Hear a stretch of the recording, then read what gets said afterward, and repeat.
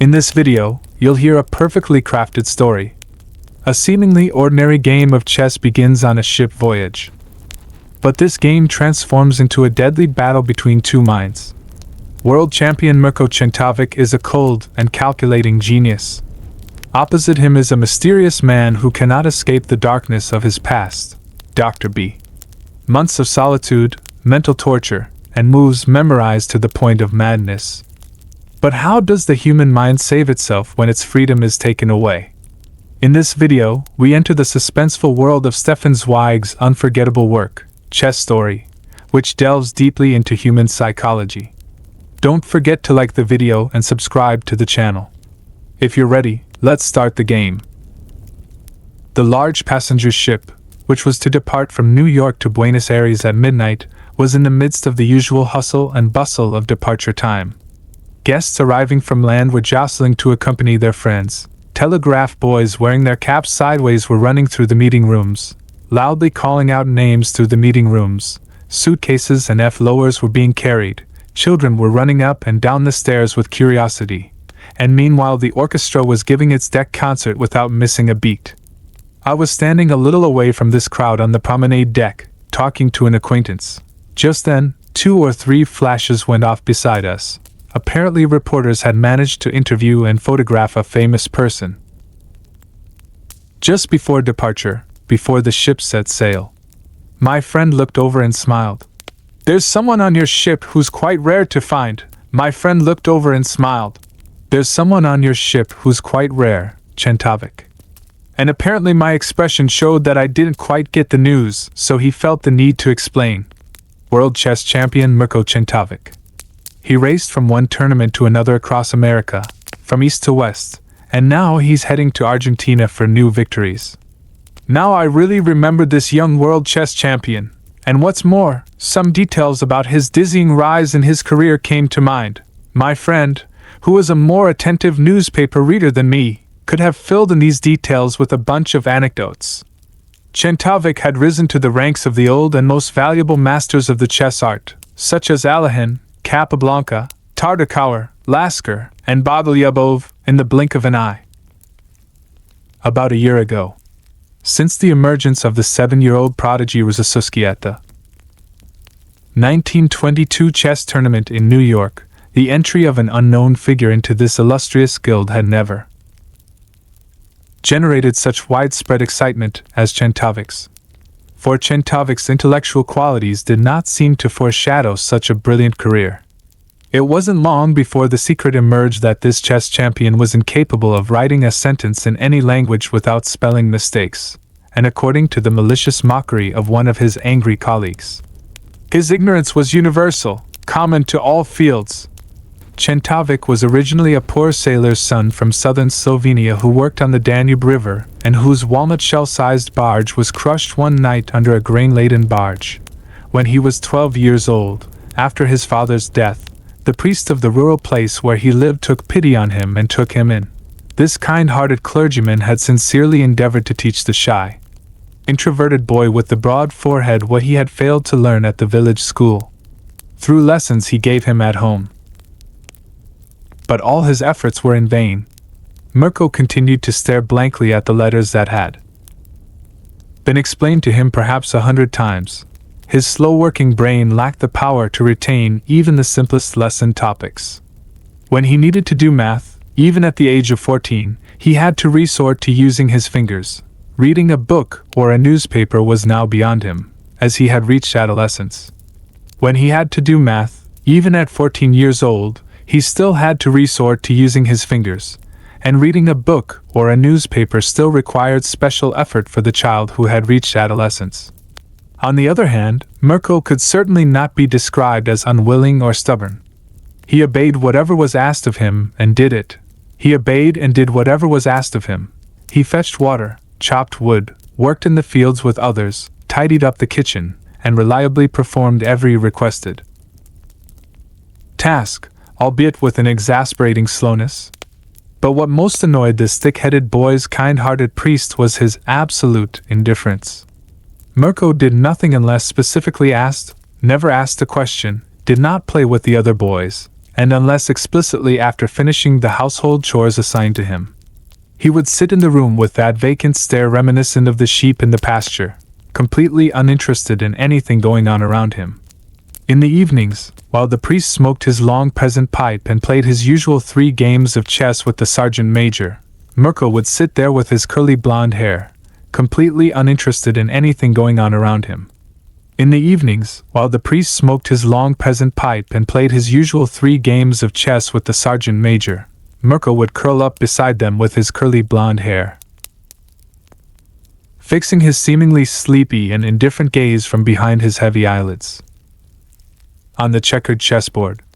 One winter evening, as the players were immersed in their nightly game, the sound of small bells on a sled approaching faster and faster could be heard from the village road.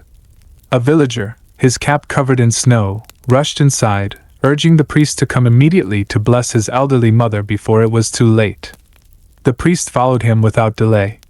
The sergeant, who hadn't yet finished the beer in his glass, had lit a new pipe as a farewell gesture before leaving and was about to put on his long-booted, heavy boots.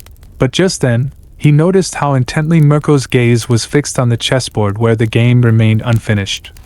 "Well, shall we finish the game?" he teased. He was absolutely certain that the sleepy boy didn't know how to move even a single piece on the board correctly. The boy raised his eyes with a timid expression, then nodded yes and sat down in the priest's place. 14 moves later, the sergeant was defeated, and he also had to admit that his defeat was not caused by any wrong move. The end of the second game was no different. "By Balaam's donkey!" the priest exclaimed loudly when he returned, explaining to the sergeant, who knew the Holy Scriptures no better than he did, that a similar miracle had occurred 2,000 years ago, when a mute creature suddenly spoke with the language of wisdom. Furthermore, despite the late hour, he couldn't resist challenging his assistant, who couldn't be said to be particularly skilled at reading or writing, to play with him this time. Mirko easily defeated him too. Without lifting his bowed forehead from the chessboard even once, he played with a determined expression, without rushing, never breaking his composure. But he had unshakable confidence in himself. In the days that followed, neither the sergeant nor the priest managed to win a single game against him. As a result, the priest, who was in a position to know better than anyone else about the backwardness of his upbringing in other areas, began to wonder to what extent this one-sided and strange talent could withstand a more difficult test.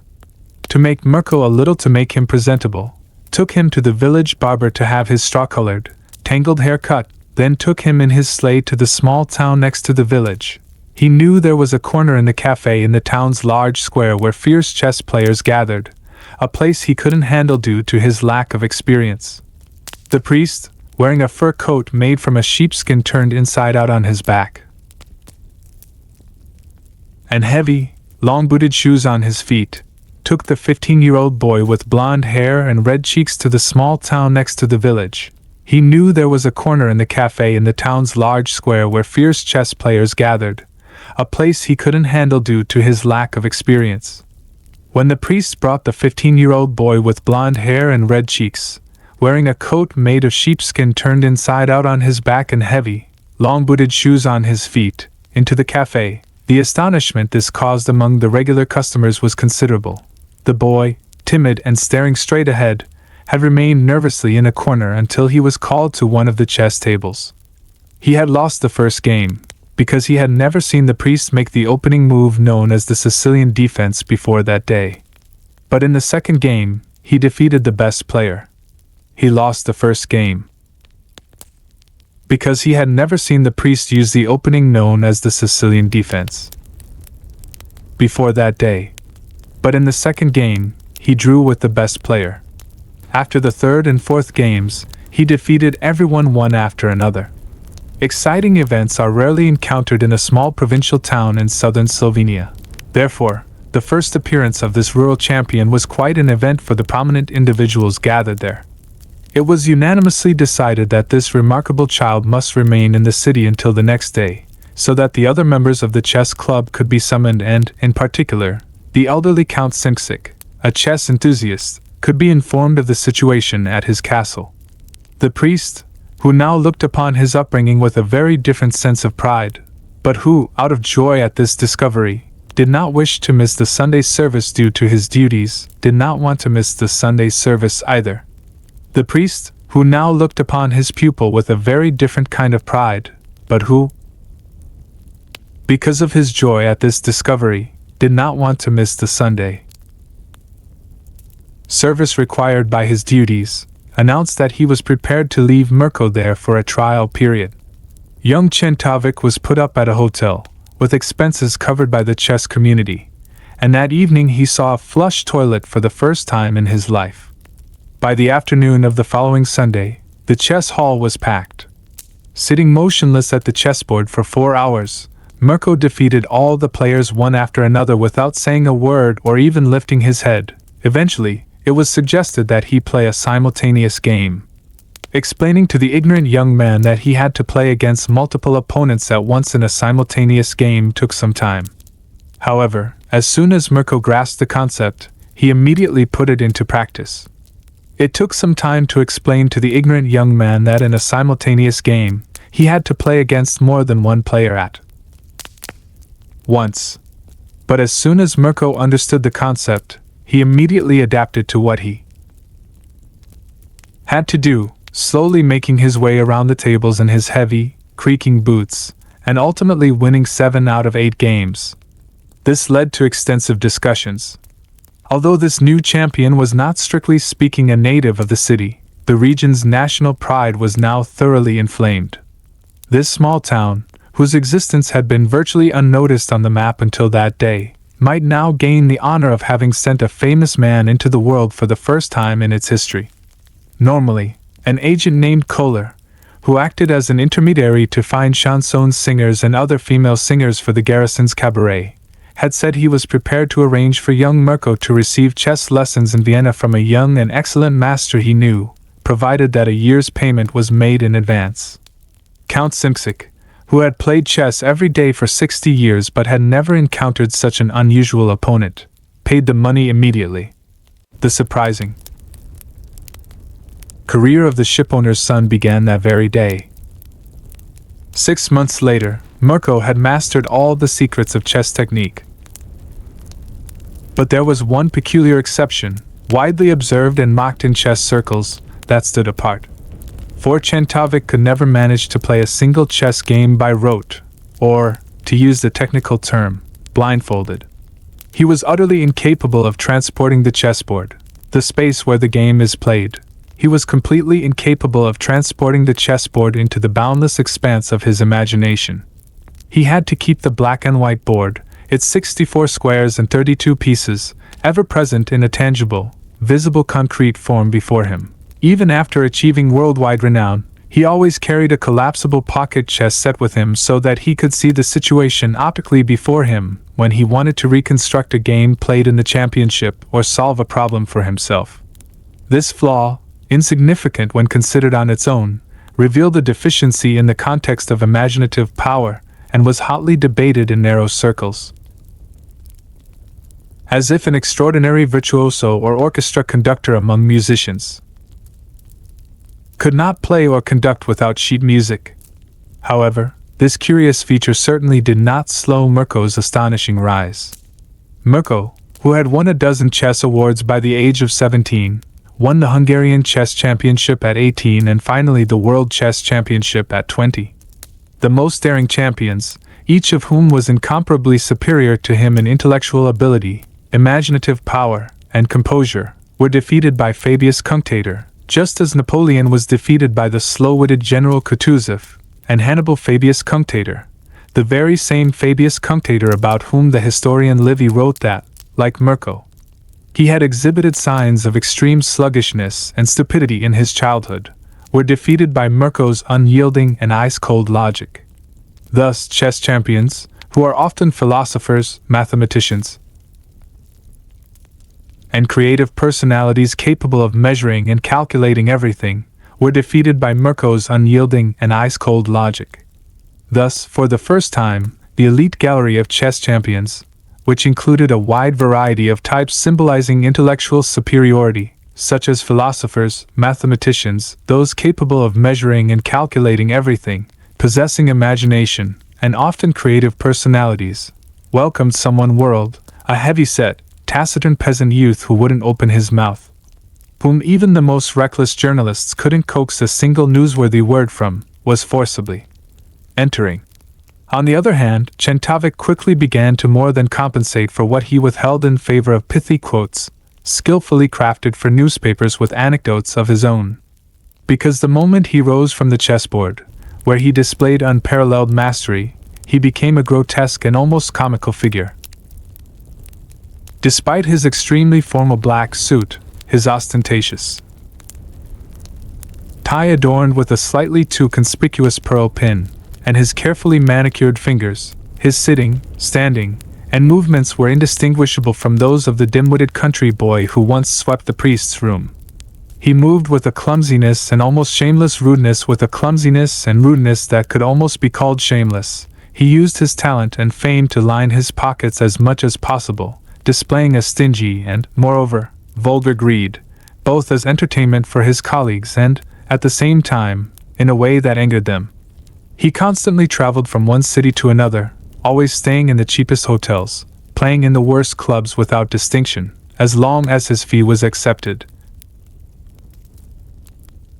and allowing his picture to be used in soap commercials, all the while completely ignoring the mockery of his rivals, who knew full well he couldn't even write 3 sentences correctly. He had sold his name to be used as the author of a book titled The Philosophy of Chess.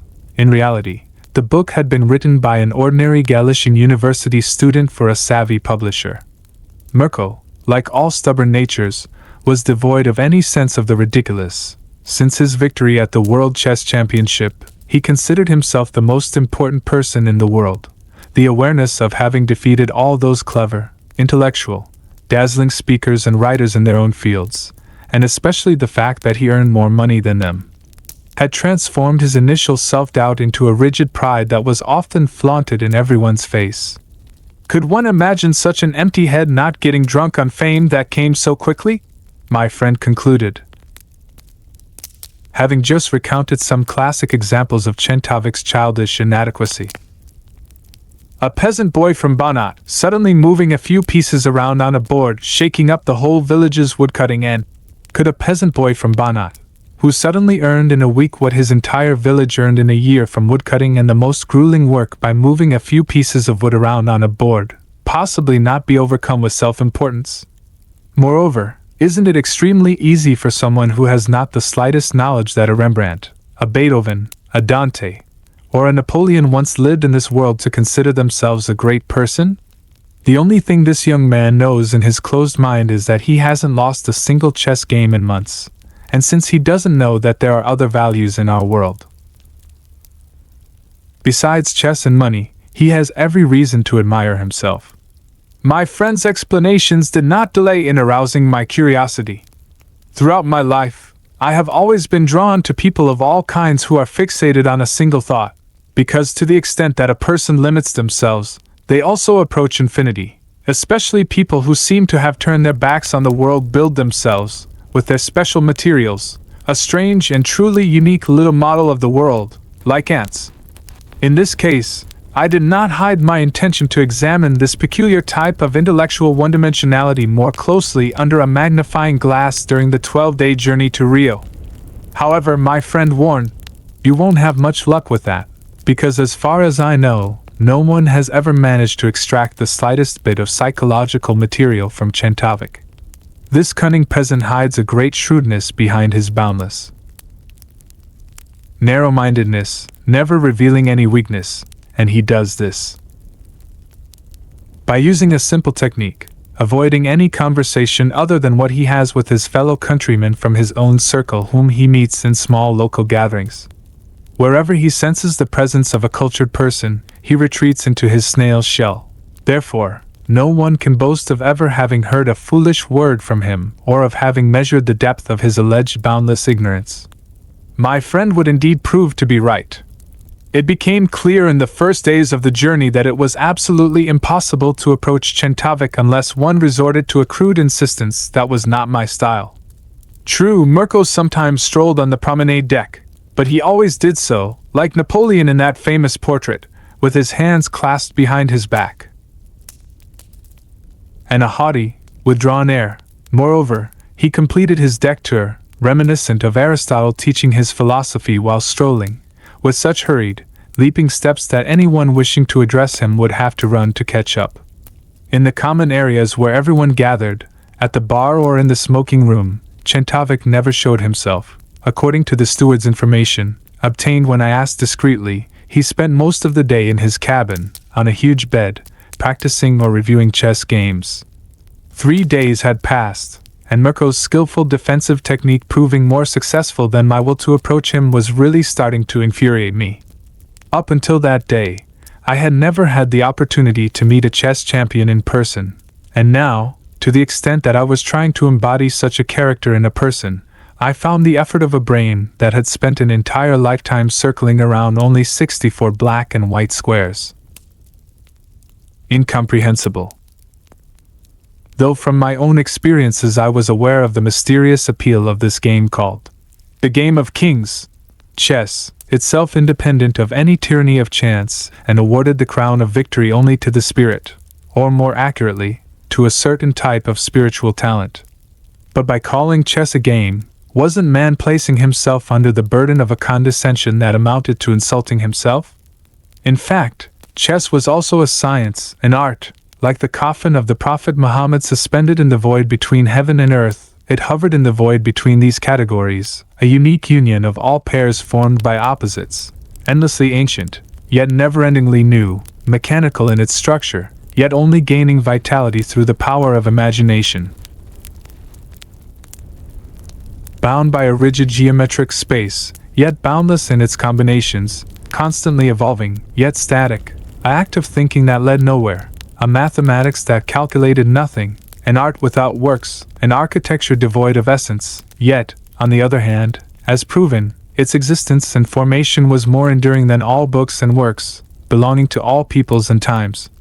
The only game brought to the world by some unknown god to kill boredom, to sharpen the senses, to keep the spirit taut. Where was the beginning and end of this game? Any child could learn its initial rules. Where was the beginning and end of this game? Every child could learn its initial rules, every incompetent could try their luck with it, but on the other hand, the same game could produce a special type of mastery within that square, with its unalterable limitations. These masters could not be compared to any others, all of them endowed with a talent foreseen solely for chess. Endowed with a talent foreseen only for chess, in whose personalities vision, patience, and technique, just like in the mathematician, the writer and the poet, the musician, but only in different sections and within different connections, manifested activity within a precisely defined ratio. They were geniuses of a special kind. In earlier times, when physiognomy, 1, was a passion, a Gaul, 2, might have performed an autopsy on the brains of such chess masters, attempting to determine whether, within the gray matter of these chess geniuses' brains, compared to the insides of other skulls, a specific fold, a kind of chess muscle, or a chess protrusion was more distinctly present. And in the case of Czentovic, an event that evoked the impression of such a unique genius being trapped in absolute intellectual laziness, like a single golden hair squeezed between 50 pounds of stone, would surely have been incredibly appealing to a physiognomist. Such a brilliant game would inevitably create its own unique matadors, a fact that has always been clear to me in principle. That such a brilliant game would inevitably create its own unique matadors was, for me, a principle that had long been clear. In contrast, the whole world being reduced to a narrow, one-way path stretching only between black and white, stuck there, a thinking person seeking the victories of their life only in pushing 32 pieces here and there, forward and backward, considering even choosing a knight over a pawn in a new opening a great task, and who sees his pitiful immortality squeezed into some corner of a chess book. How difficult, moreover how impossible, it is to imagine a person who could spend 10, 20, 30, 40 years without going mad, constantly expending all his thinking power on a ridiculous maneuver like cornering a wooden king on a chessboard maneuver. A man who could spend 10, 20, 30, 40 years without going mad, constantly expending his entire mental power on such a ridiculous maneuver as pinning a wooden king to a corner of a chessboard. How difficult, indeed how impossible, it was to imagine such a person existing. And now, such an event, such a strange genius or such an enigmatic man, was for the first time in my life very close to me in terms of space, just 6 cabins away on the same ship, and poor me, whose curiosity about spiritual matters always turned into a kind of obsession, could not approach him. The most ridiculous tricks began to run through my head. For example, I could have flattered his pride by pretending there was a possibility of a supposed interview for an important newspaper, or I could have provoked his greed by suggesting a lucrative tournament in Scotland. But in the end, I remembered that the best technique hunters use to lure wild cocks to themselves is to imitate their mating call. But in the end, I remembered that the best technique hunters use to lure a wild cockerel to them is to mimic its mating call. Could there be a more effective way to attract the attention of a chess champion than to play chess yourself? But on the other hand, I had never been a serious chess player in my life, and there was a simple reason for this. I had always played chess casually and only to pass the time. When I sat down at the chessboard for an hour, it was never to strain my mind, but on the contrary, to relieve mental tension. I played chess in the true sense of the word, whereas the others, the real chess players, took it seriously. 3. For chess, just as in love, the presence of a partner is essential, and at that time I didn't know if there were any other chess enthusiasts on the ship besides us. To lure them out of their lairs, I set a primitive trap in the smoking room and together with my wife, sat down at a chessboard for show, even though she was a weaker player than me. And indeed, we hadn't even made 6 moves before someone passing by stopped, a second asked permission to watch, and finally, the partner I wanted to appear did so and invited me to play a game of chess.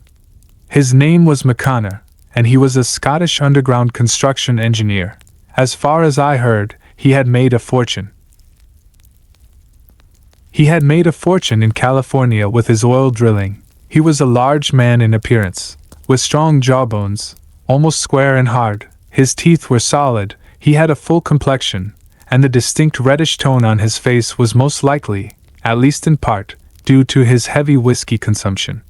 His shoulders were remarkably broad, almost athletic in their vitality, unfortunately becoming a defining character trait even during the game. For this Mr. McConnor was one of those megalomaniacs who had turned success into an obsession, regarding defeat in even the most trivial game as a personal affront to his sense of self-worth. He was accustomed to asserting himself without regard for anyone else's feelings, and his sense of superiority, fueled by tangible achievements, had become ingrained. Accustomed to asserting himself without regard for anyone's feelings and spoiled by tangible successes, this self-made man's sense of superiority was so deeply ingrained that any resistance he encountered excited him with an unseemly rebellion and almost insulting excitement. When he lost the first game, his face sank, and he began to explain in detail and with dictatorial expression that this could only have been the result of a momentary lapse of concentration. After the third defeat, he blamed the noise from the adjacent room for his failure. He was not prepared to lose any game without immediately demanding a rematch. At first, I found this nervousness, steeped in ambition, amusing. Eventually, I began to regard it as merely an inevitable side effect of my true goal, luring the world champion to our table. On the third day, the goal was achieved, but only halfway. Czentovic might have seen us sitting at the chessboard from the window of the promenade deck, or perhaps he had honored the smoking room with his presence purely by chance. Czentovic might have seen us sitting at the chessboard from the window of the promenade deck, or perhaps he had graced the smoking room with his presence purely by chance. Whatever the case, when he saw amateurs like us practicing his art, he inevitably cast a scrutinizing glance at our chessboard from this appropriate distance. At that moment, it was McConnor's turn to move. And apparently, This single move was enough to convey to Czentovic how inappropriate it was for him, with his champion's interest, to watch our amateurish efforts any longer. Just as one of us might set aside a cheap detective novel recommended in a bookstore without even flipping through its pages, Czentovic also moved away from our table and left the smoking room. He examined it, and found it very weak, I thought, and I was a little angry. He examined it, and found it very light, I thought, and I was a little annoyed by that icy, contemptuous look, so I talked to McConnor to ease my displeasure. Judging by appearances, your move didn't impress the champion much. Which champion? I explained that the gentleman who had just passed by us and looked at our game disapprovingly was the chess champion Czentovic. But I added, there's no death in the end, so we'll get through this somehow, and we'll find a way to avoid bowing to the champion's elitist contempt. People like us have to make do with what we find. However, this explanation, delivered with a relaxed expression, had an unexpected effect on McConnor, surprising me. My opponent immediately became very excited, forgot our game, and his competitive spirit began to beat almost audibly like a pulse. He had no idea that Czentovic was also on board, and Czentovic absolutely had to play him. Up until that day, he had never played against a world champion, except once, in a simultaneous chess game where 40 people played against one person. Even that game had been very exciting, and he had come very close to winning. Did I personally know this chess champion? I answered no. Could I talk to him and ask him to join us? I declined, reasoning that Czentovic, as far as I knew, was not very open to new acquaintances. Besides, what appeal could playing with third-rate players like us have for a world champion? But actually, I shouldn't have used the term third-rate players when talking to a man as ambitious as McConnor. McConnor leaned back angrily and said bluntly that he personally didn't believe Czentovic would turn down a polite invitation from a gentleman, and that he would make sure that didn't happen. At his request, I gave him some brief personal details about the world champion, and immediately afterward, McConnor, leaving our game behind, rushed with uncontrollable impatience to the promenade deck after Czentovic. As for me, I felt once again that someone with such broad shoulders could not be stopped when he set his mind to anything. I waited quite tense. McConnor returned 10 minutes later, looking not very relieved. What happened? I asked. You were right, he replied with a slightly angry expression. He's not exactly a very pleasant person. I introduced myself, explained who I was. He wouldn't even shake my hand. I tried to explain how proud and honored all of us, that is, everyone on board, would be if he played a simultaneous game against us. But he didn't change his rigid stance. He said he was sorry, but he had obligations arising from a contract that strictly prohibited him from playing without pay throughout his entire tour with his agent. The minimum fee was $250 per game. I laughed. I never would have thought that moving black and white pieces could be such a lucrative business. In that case, I suppose you graciously left as well. But McConnor remained serious. The game is set for tomorrow afternoon at 3 o'clock. Here, in the smoking room. I hope we don't get completely crushed right away. What? You agreed to his $250, did you? I shouted in great surprise. Why not? After all, he holds all the cards. If my tooth had been loose and there happened to be a dentist on board, I couldn't have asked him to pull my tooth for free either. The man is perfectly justified in charging high prices. Those who truly know their stuff in any field are also the best businessmen.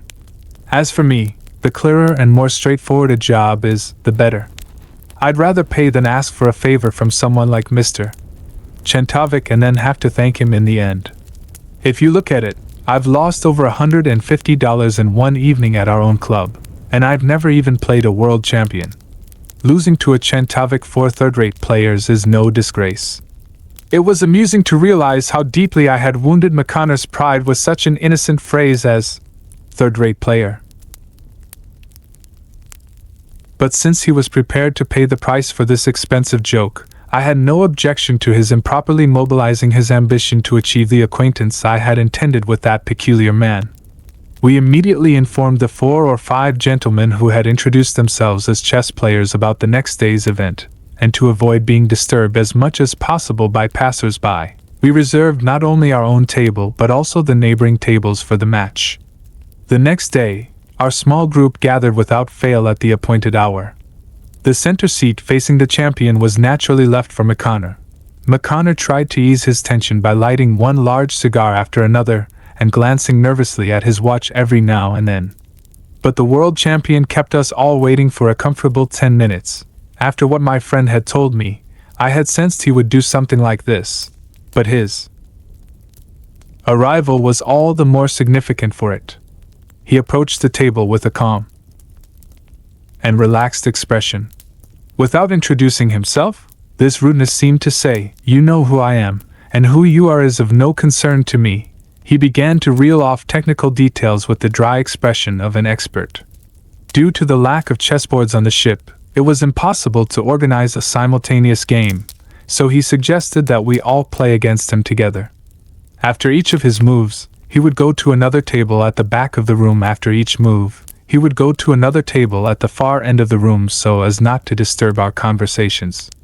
After we made our counter move, unfortunately, since there was no table bell, we would tap a spoon on a glass. Czentovic suggested a maximum move time of 10 minutes, unless we had a different request. Naturally, like timid students, we agreed to every suggestion. Czentovic was assigned the black pieces.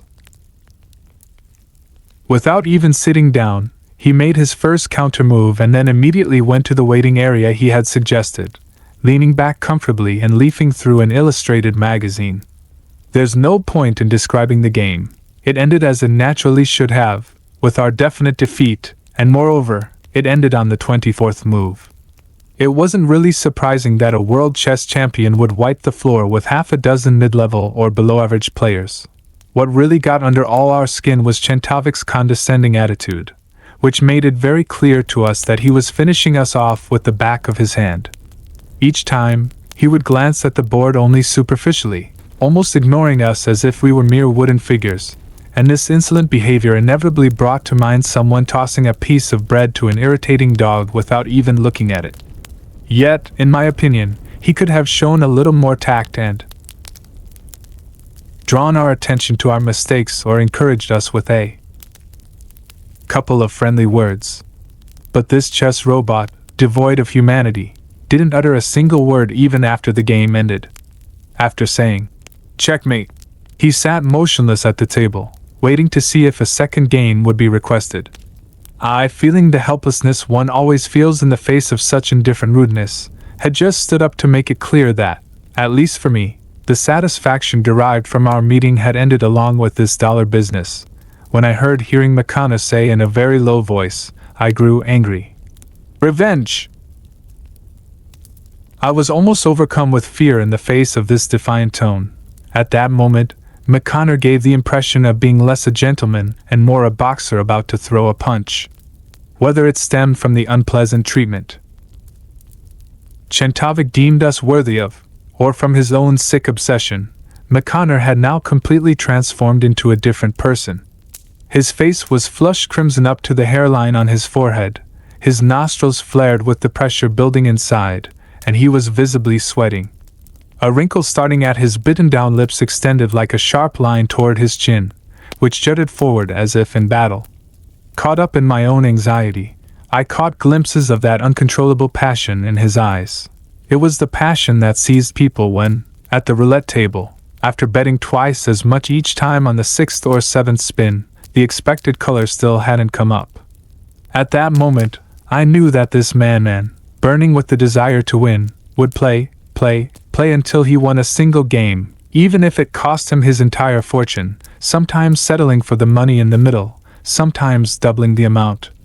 If Czentovic could hold out, he would have found a gold mine that could net him several $1,000s during the journey to Buenos Aires with McConnor. Czentovic did not break his composure. "Please," he replied politely. Now it's the gentleman's turn to play with the black pieces. The second game did not look any different, except that our circle grew with the addition of a few curious onlookers and became more animated. Makana stared so intently at the chessboard that it seemed as if he wanted to magnetically attract the pieces with his will. Watching him, I felt he could easily sacrifice $1,000 to be able to shout, "Checkmate!" in a state of ecstasy. His face set against that of his smug opponent. Meanwhile, some of his furious excitement was strangely and unconsciously spreading to us too. Each move was now being discussed with an excitement beyond comparison to before. Even at the last moment, we were holding each other back before deciding to signal Czentovic to return to our table. Slowly, we had reached the 17th game, and in the meantime, a situation had arisen that was a surprise even to us. It was a situation that seemed surprisingly advantageous, because we had managed to bring the pawn on the c-file to the penultimate c2 column. Now all we had to do to win a new queen was to push this pawn forward to c1. This was a very clear opportunity, and it would be an understatement to say we were very relaxed in the face of this obvious opportunity. We all suspected that this advantageous situation, which we had seemingly achieved through our own efforts,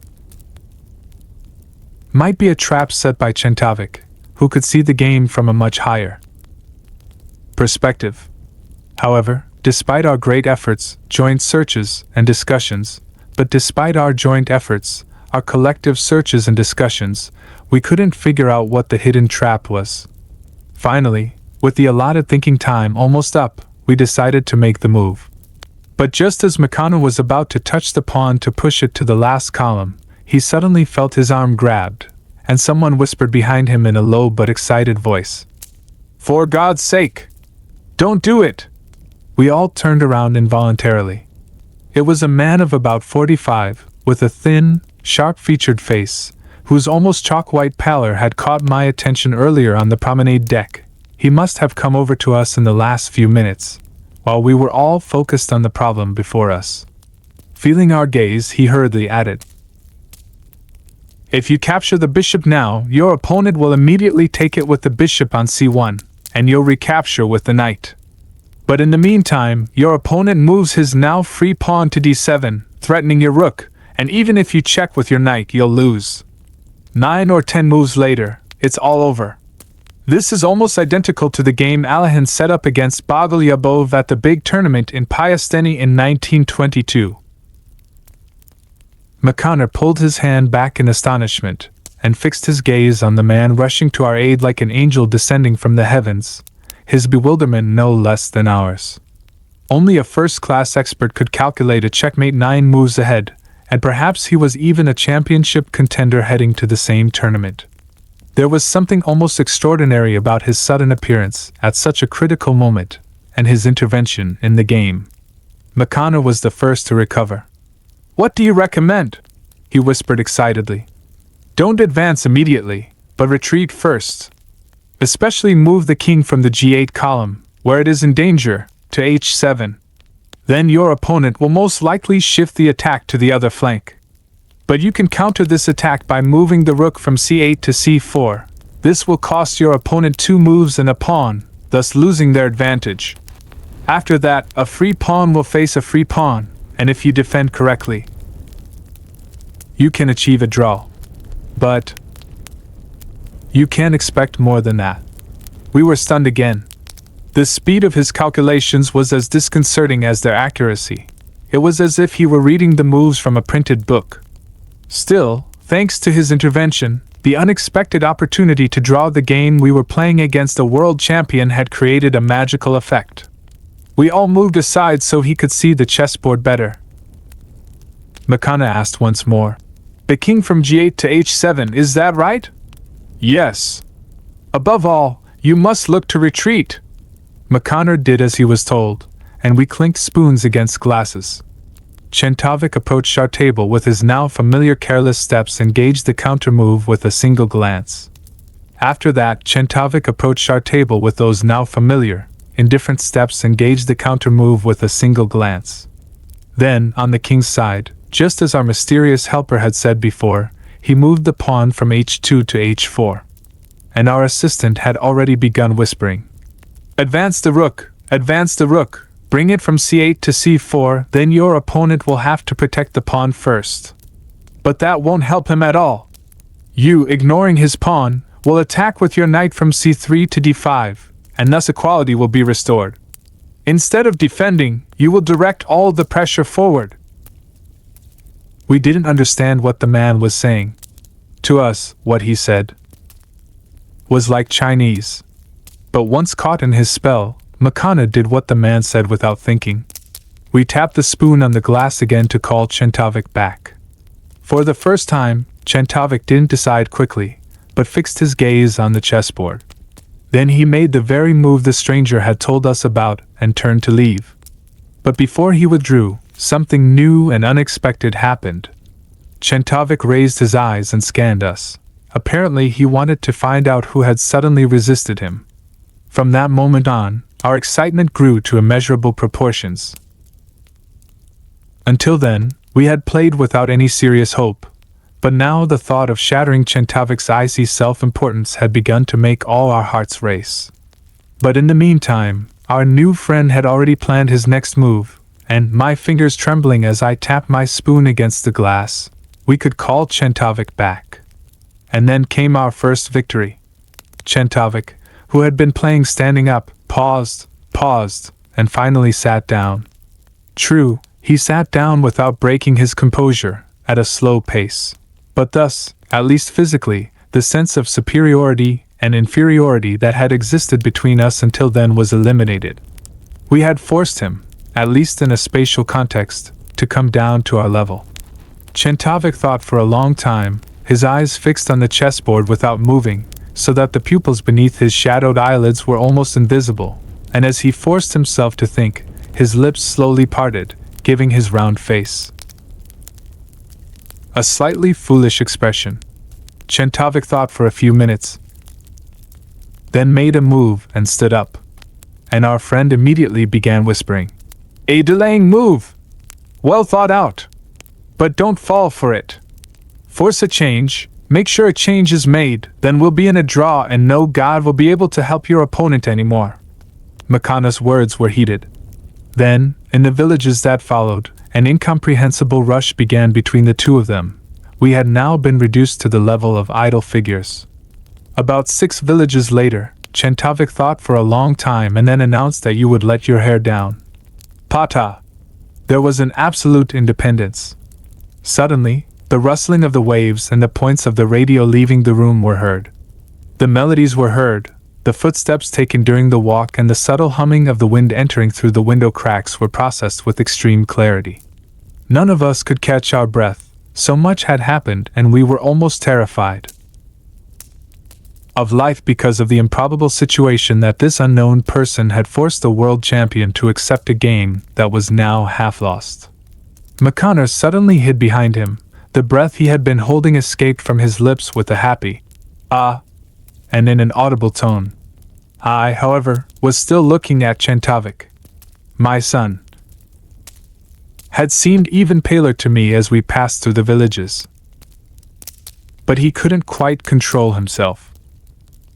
With a seemingly indifferent expression and a relaxed demeanor, as the stones mingled with his calm hand movements, he asked, "Gentlemen, would you like a third game?"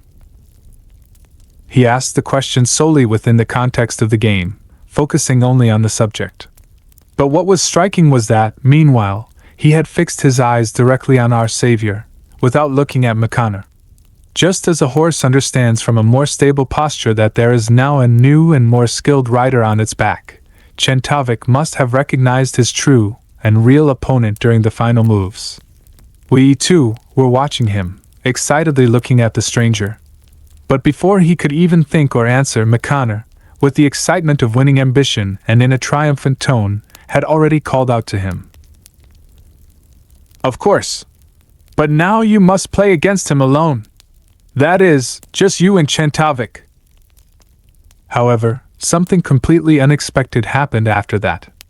With a striking persistence, the stranger, still staring at the now empty chessboard, felt all the eyes and excited conversations directed at him, and he became startled.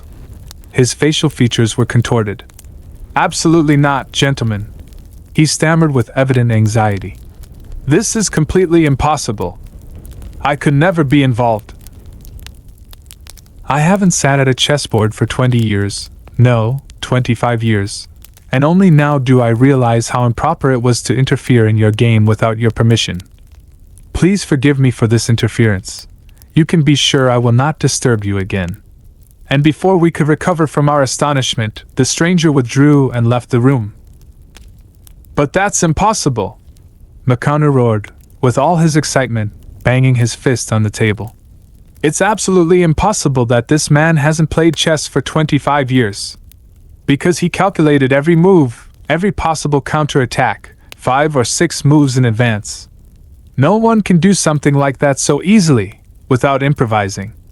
It's completely impossible, isn't it?" With the last question, McConnor involuntarily turned to Czentovic. But the world champion maintained his unwavering composure. "I can't make any judgment on that. However, it's certain that the gentleman played somewhat unusually and interestingly. That's why I deliberately gave him a chance." Saying this, Czentovic, who had risen to his feet with a relaxed demeanor, added with an expression that didn't stray from the subject, "If that gentleman, or the other gentleman, want another game tomorrow, I'm at their service from 3 o'clock onwards." We couldn't help but smile slightly.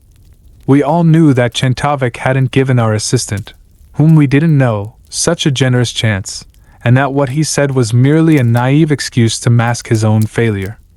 Therefore, our desire to see such unwavering arrogance humiliated was only intensified. Until recently, we had been calm and relaxed ship passengers, but now we had become men consumed by the ambition to win, because the thought that the chess champion's crown could be taken from him on our ship in the middle of the ocean, which would be a record, immediately followed by the news spreading like lightning to the whole world through all the telegraph offices, was most provocatively appealing to all of us.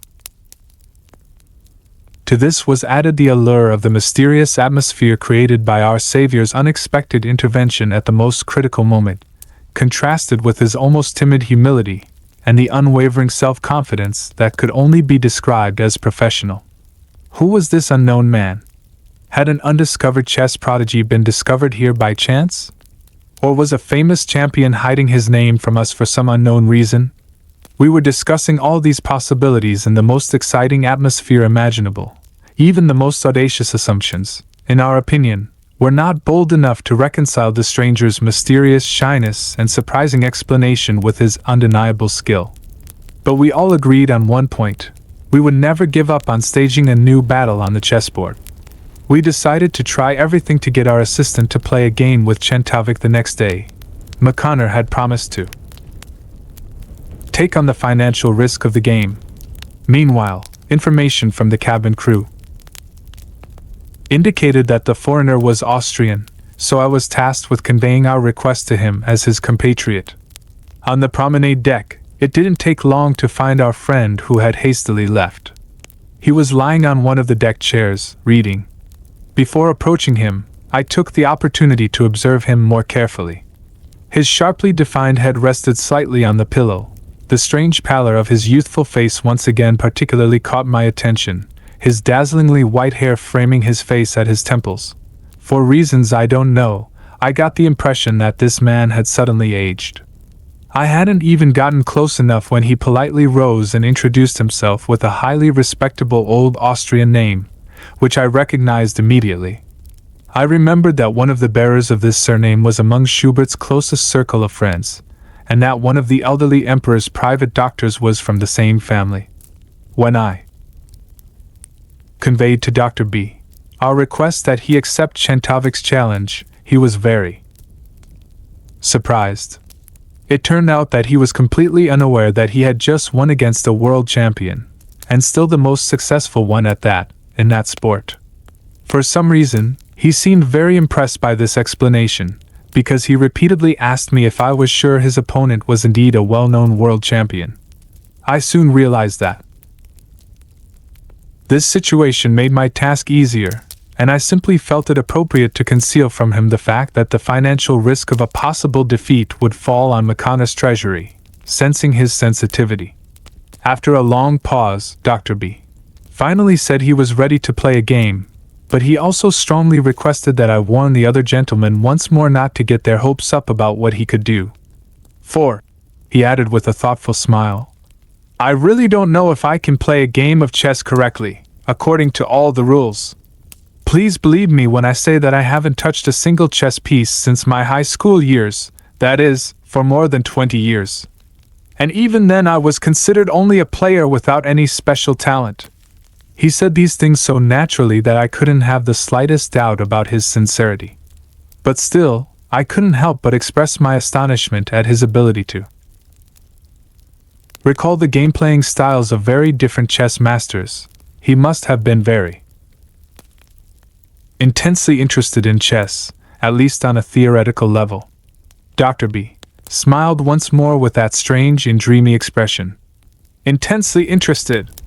God knows, yes, it could be said that I was very interested in chess. But this was under very special, moreover, only one-time circumstances. Actually, this is a very complicated story and can serve as a small contribution to this lovely and great time we are living in. If you can be patient for half an hour. He gestured to the deck chair next to him. I gladly accepted his invitation. There was no one nearby. Dr. B. He took off his reading glasses, put them aside, and began to explain.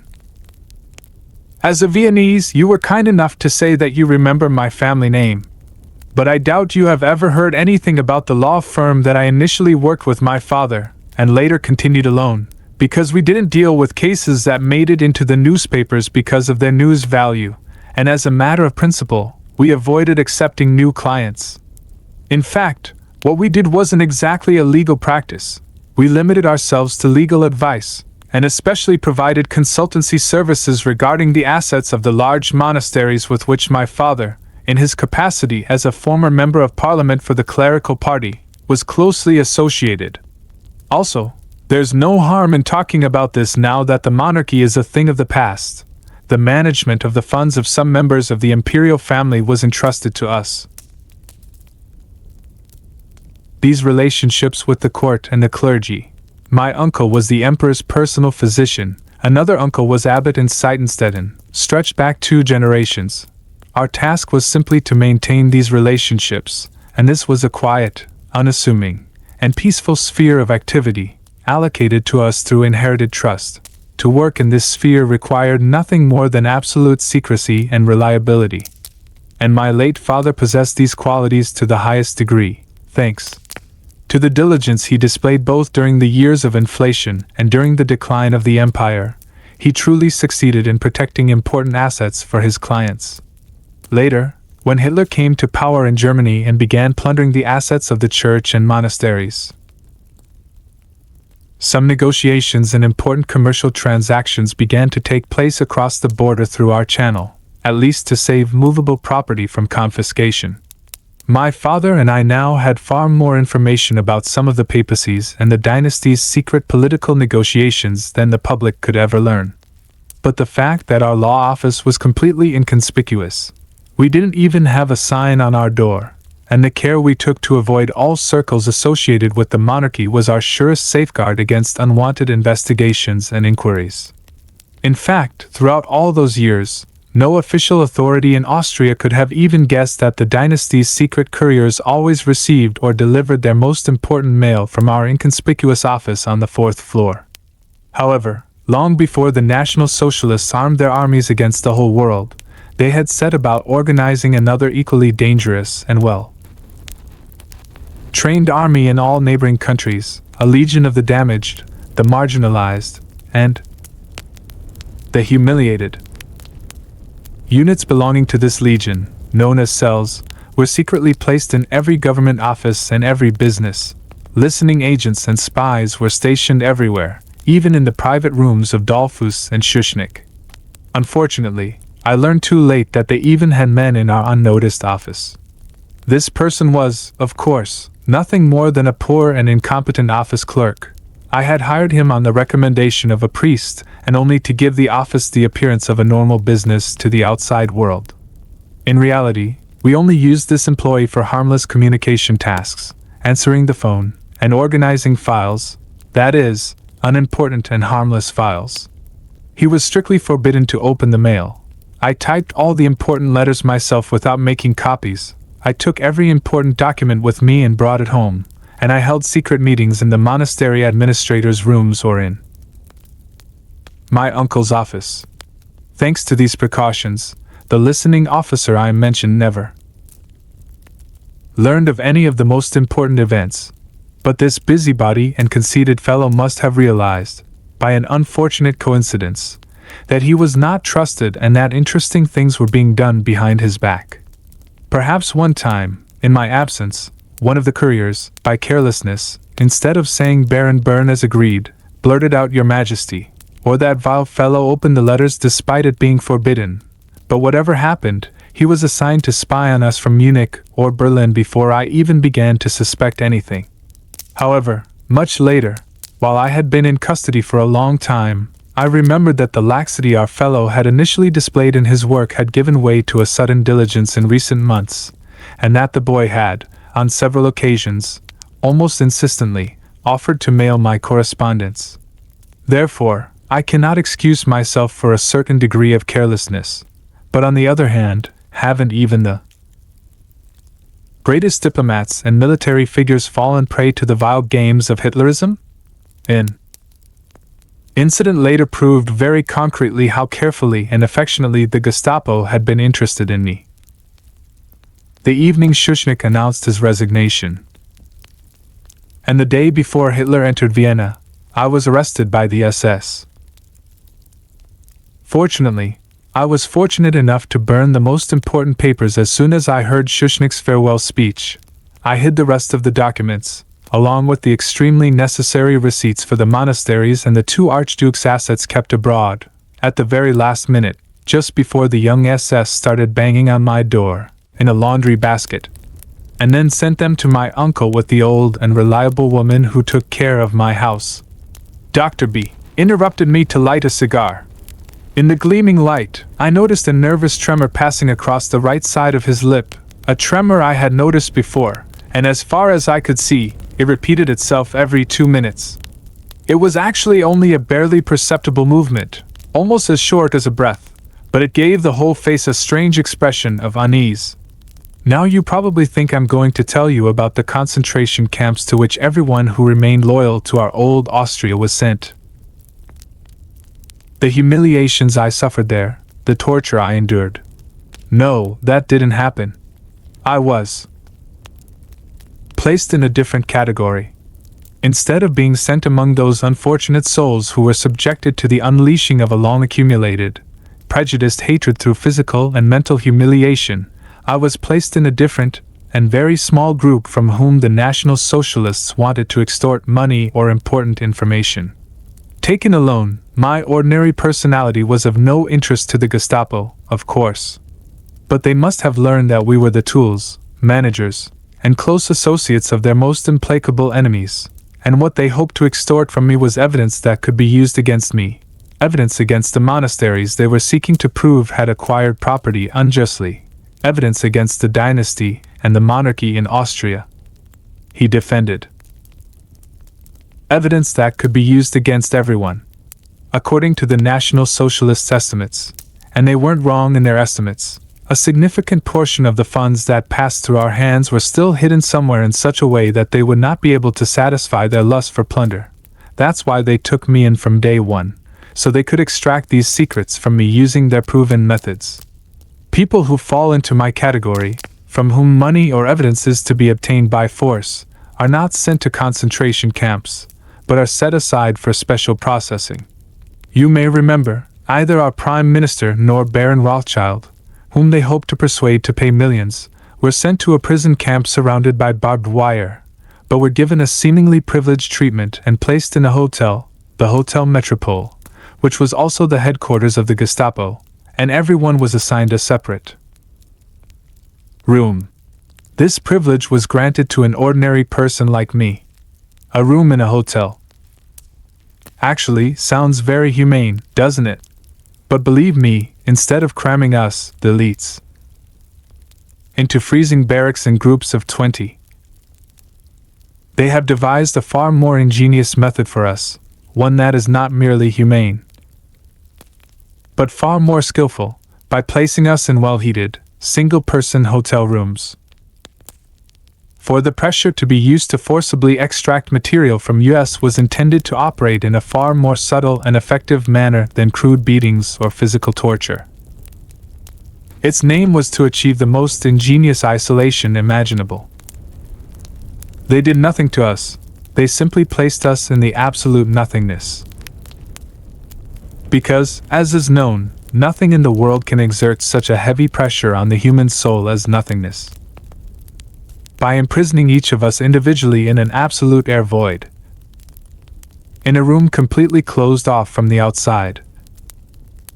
The aim was for the pressure that would eventually force our lips to open to come not from the outside through beatings and cold, but from within our own inner worlds. At first glance, the room assigned to me didn't seem uncomfortable at all. There was a door, a bed, an armchair, a sink, and a barred window. But the door was kept closed day and night. Books, newspapers, sheets of paper, and pencils were forbidden from being on the table. The window overlooked a firewall. Absolute nothingness had been constructed around my own self and, moreover, within my body. Everything had been taken from me. A clock so I wouldn't know the time, a pencil so I couldn't write anything, a knife so I couldn't cut my wrists. Even the smallest means of self-numbing, like a cigarette, was forbidden. I saw no human face and heard no human voice except for the guard, who was not allowed to speak a single word or answer any questions. Eyes, ears. All the senses were not nourished by anything from morning to night, and from night to morning.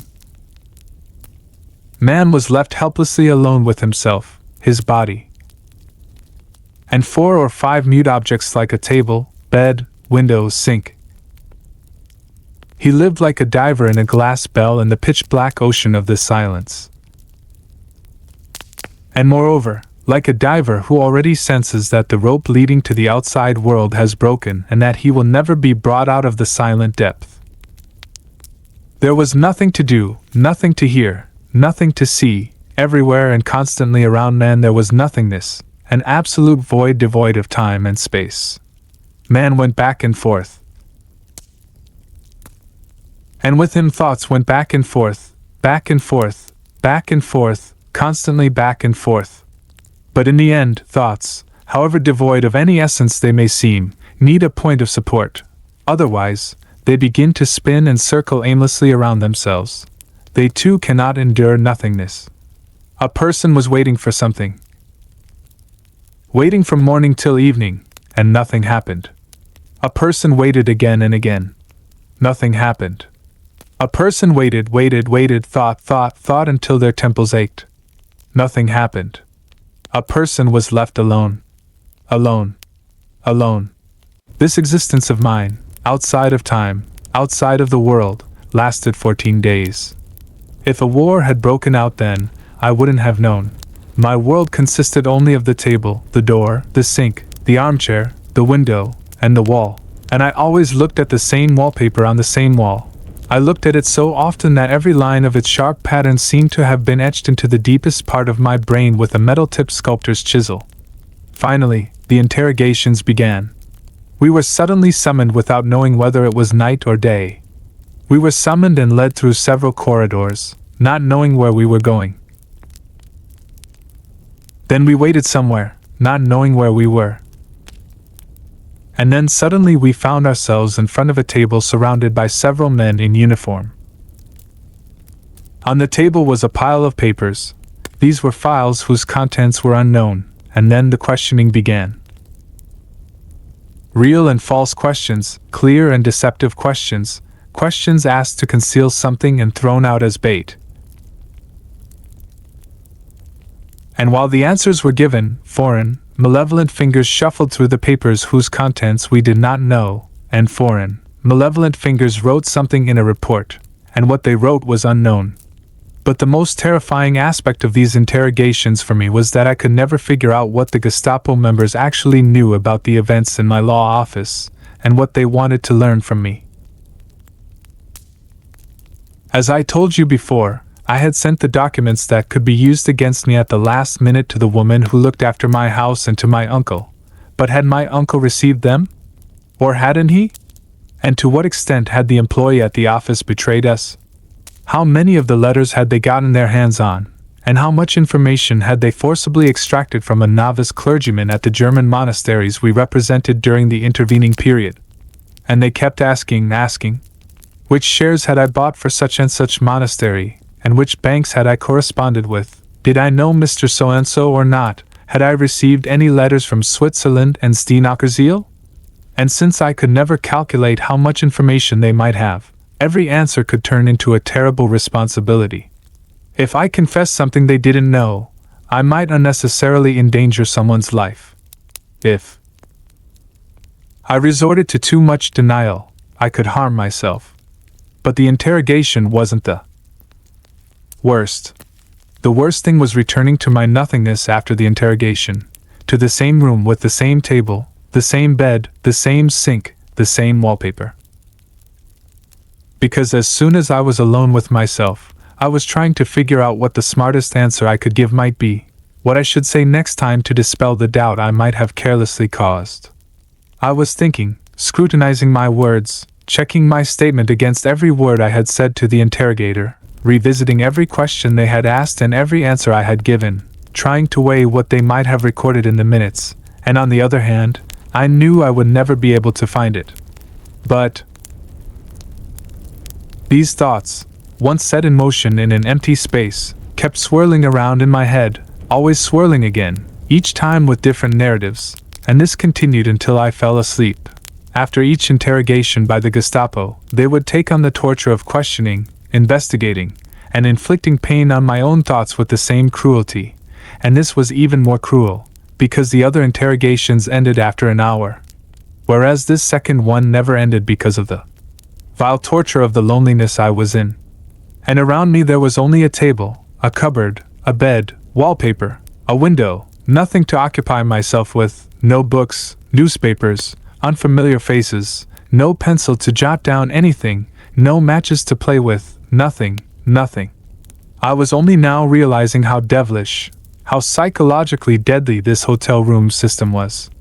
In the concentration camp, perhaps people had to carry stones and wheelbarrows until their hands bled and their feet froze inside their shoes, lying with 24 people in a terrible smell, freezing to death. But on the other hand, people could see faces, fix their gaze on a field, a wheelbarrow, a tree, a star, anything at all, whereas here, all around them was that sameness, that unchanging, terrible sameness. Here, there was nothing that could distract my attention from my thoughts, my delusions, the same things over and over again. And that was precisely what they aimed for, to swallow my thoughts, to swallow them until I choked and finally had no choice but to vomit them up, to say everything they wanted, to hand over the evidence and the people. I slowly felt my nerves begin to relax under the terrible pressure of nothingness, and aware of the danger, I strained my nerves almost to the breaking point, trying to find or invent anything to distract me.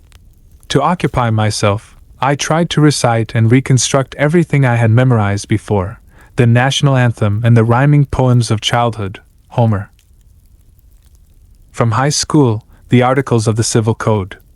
Then I tried to do calculations, add random numbers, divide, but my memory lacked the power to hold anything in the void. I couldn't concentrate on anything. The same thought kept interrupting and sparking. What do they know? What did I say yesterday? What should I say next time? This situation, which is actually impossible to describe, lasted 4 months. Now, yes, 4 months, that's very easy to write, just in letters, that's all. And it's easy to say 4 months, 2 syllables. Lips can pronounce it instantly in a quarter of a second, 4 months. But on the other hand, no one can describe, measure, or concretize how long a certain time lasts in spacelessness, in timelessness, either for another nor for oneself. And no one can explain to anyone how this all-encompassing and constant nothingness, this always the table and the bed and the sink and the wallpaper and always the silence. The same guard always pushing the food inside without looking at the other person's face, the same thoughts always circling around the same point in nothingness until one is driven mad, how they consume and destroy a person. I was anxiously noticing that my brain was becoming confused from the small signs. Initially, during the interrogations, my inner world was still clear. I had given calm and thoughtful statements. That double dealing of what to say and what not to say was still going well. Now, however, I could only utter the simplest sentences with a stutter, because while giving my statement, I was simultaneously hypnotized and, as if I wanted to chase after my own words, I fixed my gaze on the pen that was running across the paper, creating the record. I felt my strength draining away. I felt that a certain moment was approaching, a moment when I would tell everything I knew to save myself, even more to escape this nothingness. Suffocating me, betraying 12 people and their secrets, but by doing so I would only gain a single moment of relief. One evening that moment truly arrived. When the guard happened to bring the food at that very moment of suffocation, I suddenly shouted after him, "Take me to interrogation. I want to tell everything. I want to explain everything. I want to tell you where the documents are, where the money is hidden. I'll tell you everything, everything." Luckily, the man walked away and didn't hear me anymore. Perhaps he didn't want to hear me. At that most extreme point of despair, something unpredictable happened, something that meant salvation, at least for a while. It was late July, a dark, cloudy, rainy day. I remember these details very well because the rain hit the window panes of the corridor where I was taken for questioning. I had to wait in the waiting room in front of the interrogating judge's room. Waiting was mandatory with every transfer. This waiting was also part of the technique. First, they would suddenly take you from your cell, calling out to you at some hour of the night, thus fraying your nerves, and then, when you were preparing yourself for interrogation, when you were mobilizing your mind and will to resist, they would make you wait before the interrogation to tire your body and weaken your spirit, meaninglessly, senselessly, for an hour, 2 hours, 3 hours. And on that Thursday, July 27th, they made me wait much longer, standing in the waiting room for 2 hours. I remember this date very well for a certain reason, because, of course, without being allowed to sit, there was a calendar hanging in that room where I stood for 2 hours, and I honestly cannot explain to you how I fixed my gaze, how I kept fixing it, on that single number, on that inscription of just 2 words. July 27th, with the hunger I felt for something printed, something written. It was as if I had devoured those words with my brain. And then I waited again, and kept looking at the door, wondering when it would open, and at the same time I wondered what the inquisitors might ask this time, and I also knew that they would ask me something very different from what I had prepared myself for. But despite all this, the agony of waiting and standing was also a blessing, a pleasure, because this room was different from mine. It was a little bigger, and had 2 windows instead of 1. It didn't have that bed, it didn't have that sink, and it didn't have that crack in the window frame that I had probably seen a million times. The paint on the door was different. There was another armchair in front of the wall, and on the left there was a filing cabinet with files, and a wardrobe with hooks, on which hung 3 or 4 wet soldiers' coats, which belonged to my executioner's assistants. So there were new, different things for me to look at. My hungry eyes could finally see very different things, and my eyes greedily sank their claws into every detail. I saw every wrinkle on these overcoats, for example, a drop at the edge of one of the wet collars, and however ridiculous it may sound to you, I waited with a silly excitement to see if this drop would slide down the wrinkle, or if it would resist gravity a little longer and hang there. Yes, I stared at this drop for minutes, as if my life depended on it. Then, when the drop finally rolled away, I counted the buttons on the overcoats again, 8 on the first and second, 10 on the third, then I compared the rank insignia again. All these ridiculous, insignificant details were touching, enveloping, and seizing my hungry eyes with a greed I cannot describe. And suddenly my gaze fell on something. I had discovered that the side pocket of one of the overcoats was slightly bulging. I approached and, from the rectangular shape of the bulge, I thought I understood what was being carried in this slightly swollen pocket. It was a book. My knees began to tremble. A book. For 4 months I hadn't picked up a single book, and just imagining a book where one can see the words, lines, pages joined together, where one can read, follow, and absorb different, new, foreign, distracting thoughts, had both an exciting and intoxicating effect. My eyes were hypnotized, fixed on the small bulge formed by the book in the pocket, burning at that inconspicuous spot as if trying to make a hole in a coat. Finally, I could no longer restrain the passion within me. I involuntarily moved closer. The very thought of being able to touch a book through the fabric with my hands had set the nerves in my fingers on fire, right down to my nails. Almost without realizing it, I was getting closer and closer. Fortunately, the guard didn't notice my undoubtedly strange behavior. Perhaps he considered it perfectly natural for a person to want to lean against a wall after standing for 2 hours. Finally, I had reached the coat and brought my hands behind me so they could touch it without attracting attention. I touched the fabric and felt something truly rectangular behind it. It was flexible and rustled slightly. A book. A book. And the thought flashed through my mind like lightning. Steal that book. Maybe you'll succeed and hide it in your cell, and then you'll read it, and read it, and read it, and finally read it again. As soon as this thought entered my mind, it began to have a poisonous effect. Suddenly, my ears started ringing and my heart pounded wildly. My hands were ice cold, and they weren't obeying me anymore. But immediately after the first numbness, I subtly and secretly moved closer to the overcoat, keeping my eyes on the guard. And with my hands hidden behind my back, I began to push the book upwards, further and further up, from inside the pocket. And then, with a grasping motion, a light, careful pull, and suddenly I found the small, not very thick book in my hand. It was then that I was seized with fear of what I had done. But I couldn't turn back now. Well, where was I going to put the book? I pushed the cover behind me, under my trousers, to where the belt held the trousers, and from there slowly towards my hip, so that I could hold the book in place with my hand and a military grip where the trouser seam passed while walking. Now it was time for the first fitting. I moved away from the wardrobe, 1 step, 2 steps, 3 steps away. It was happening. If I pressed my hand firmly against the belt, I could hold the book while walking. Then came the interrogation. This interrogation was more difficult for me than usual, because while answering, I had actually focused all my energy not on my statement, but on holding the book tightly without drawing attention to it. Fortunately, the interrogation was short this time, and I was able to bring the book safely to my room. I don't want to take up your time with the details here, but at one point, while I was in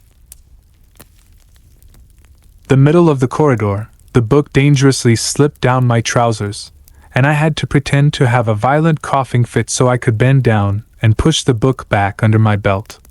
But the moment I returned to my hell with the book, what a moment! Finally, I was alone, and I would never be alone again. Now you can probably guess that I immediately picked up the book, glanced through it, and read it. Never! First, what I wanted to do was to savor a kind of foreshadowing pleasure stemming from having a book with me, a pleasure that artificially delayed the actual event, a pleasure that heightened my nerves by imagining what kind of book I would most prefer the stolen book to be. The book had to be printed in very small font, contain many letters, have many, many thin pages, so that I could read it for a longer time. And then another wish of mine was that the book should not be shallow, but a work that would challenge me. Spiritually, not easy, but something that one could learn by heart, perhaps poetry. And best of all, what a daring dream! Goethe or Homer. But in the end, I could no longer restrain my greed, my curiosity. After lying down on the bed so that the guard wouldn't catch me if he suddenly opened the door, I tremblingly pulled the book from under my belt. The first glance was one of disappointment, and moreover, an anger mixed with pain. This book, acquired with so much danger, hidden with such burning anticipation, was nothing more than a selection of chess games, a collection of 150 championship games. If I hadn't been behind bolts and locks, I would have thrown the book out of an open window with the initial anger I felt, because what good would this nonsense do me? In high school, like the other boys, I had occasionally tried to play chess out of boredom. But what could I do with this theoretical text? Chess couldn't be played without an opponent, let alone without pieces and a chessboard. Disheartened, and perhaps still hoping to discover something readable, an introduction, a guide, I flipped through the pages. But apart from the games and the championships, I found nothing but bare, square-shaped diagrams, and below them, symbols like A2, A3, SF1, G3, which initially seemed incomprehensible to me. All this seemed to me like some kind of algebraic operation for which I had no key. However, as time went on, I figured out that the letters A, B, C were used for horizontal columns, and the numbers from 1 to 8 for vertical columns, and that each figure indicated its current position. Thus, the purely graphic diagrams still had a language. Perhaps, I thought, I could design a kind of chessboard in my cell and then repeat these chess games. The fact that my bedspread was made up of roughly square-shaped patterns by chance was a sign from heaven for me. If folded correctly, the bedspread could be arranged in such a way as to obtain 64 squares. In this case, I first hid the book under the mattress and tore out the first page. Then I started to knead the little crumbs I had collected from my bread into kings, vizier and other figures, of course in a ridiculously clumsy way. After endless efforts, I was finally able to recreate the positions pictured in the chess book on the checkered bedspread. But when I tried to repeat the whole game, I was initially a complete failure, along with my ridiculous figures made of breadcrumbs, half of which I had dusted and darkened so I could distinguish them from each other. In the first few days, I kept shuffling the pieces. I had to start the same game over and over again, 5, 10, 20 times. But was there anyone on this earth who possessed as much unused and useless time as I did, a slave to nothingness? Who possessed such immeasurable passion and patience as mine? Only 6 days had passed when I had completed that game perfectly, and 8 days later, I no longer needed the breadcrumbs on the bedspread to see the positions in the chess book concretely from my own perspective. After 8 days had passed, the checkered bedspread also lost its necessity. The symbols A1, A2, C7, and C8, which were initially abstract in nature, had transformed into visual, plastic positions on the back of my forehead. The transformation was completely successful.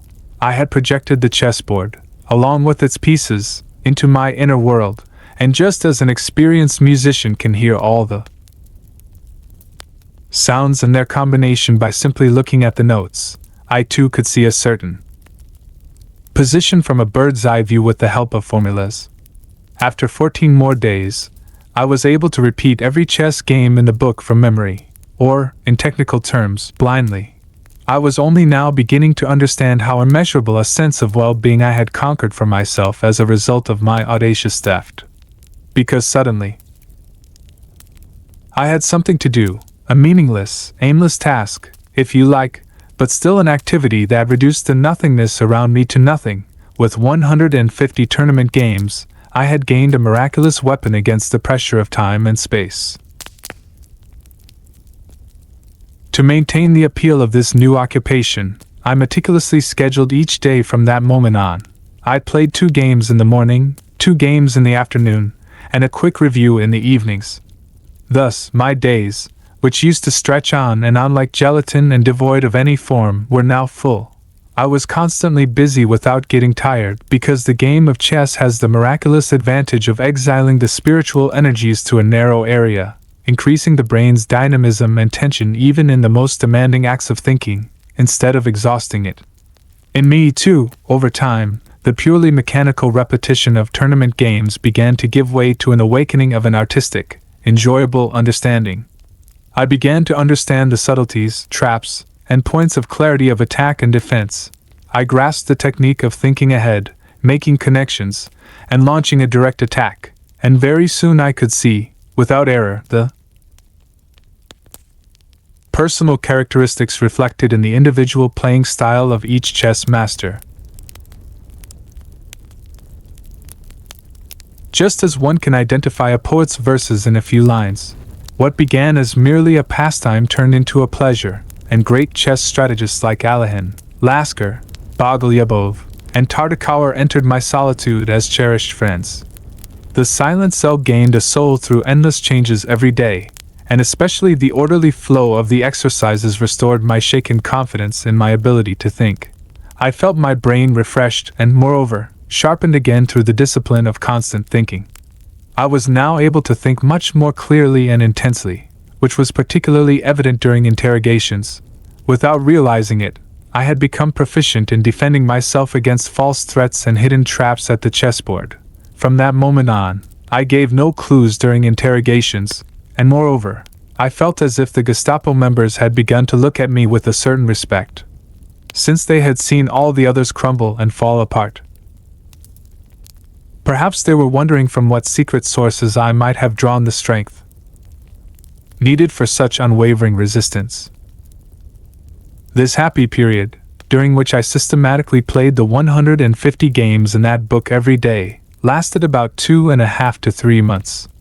Then, unexpectedly, I found myself at a dead end. Suddenly, I was again facing nothingness.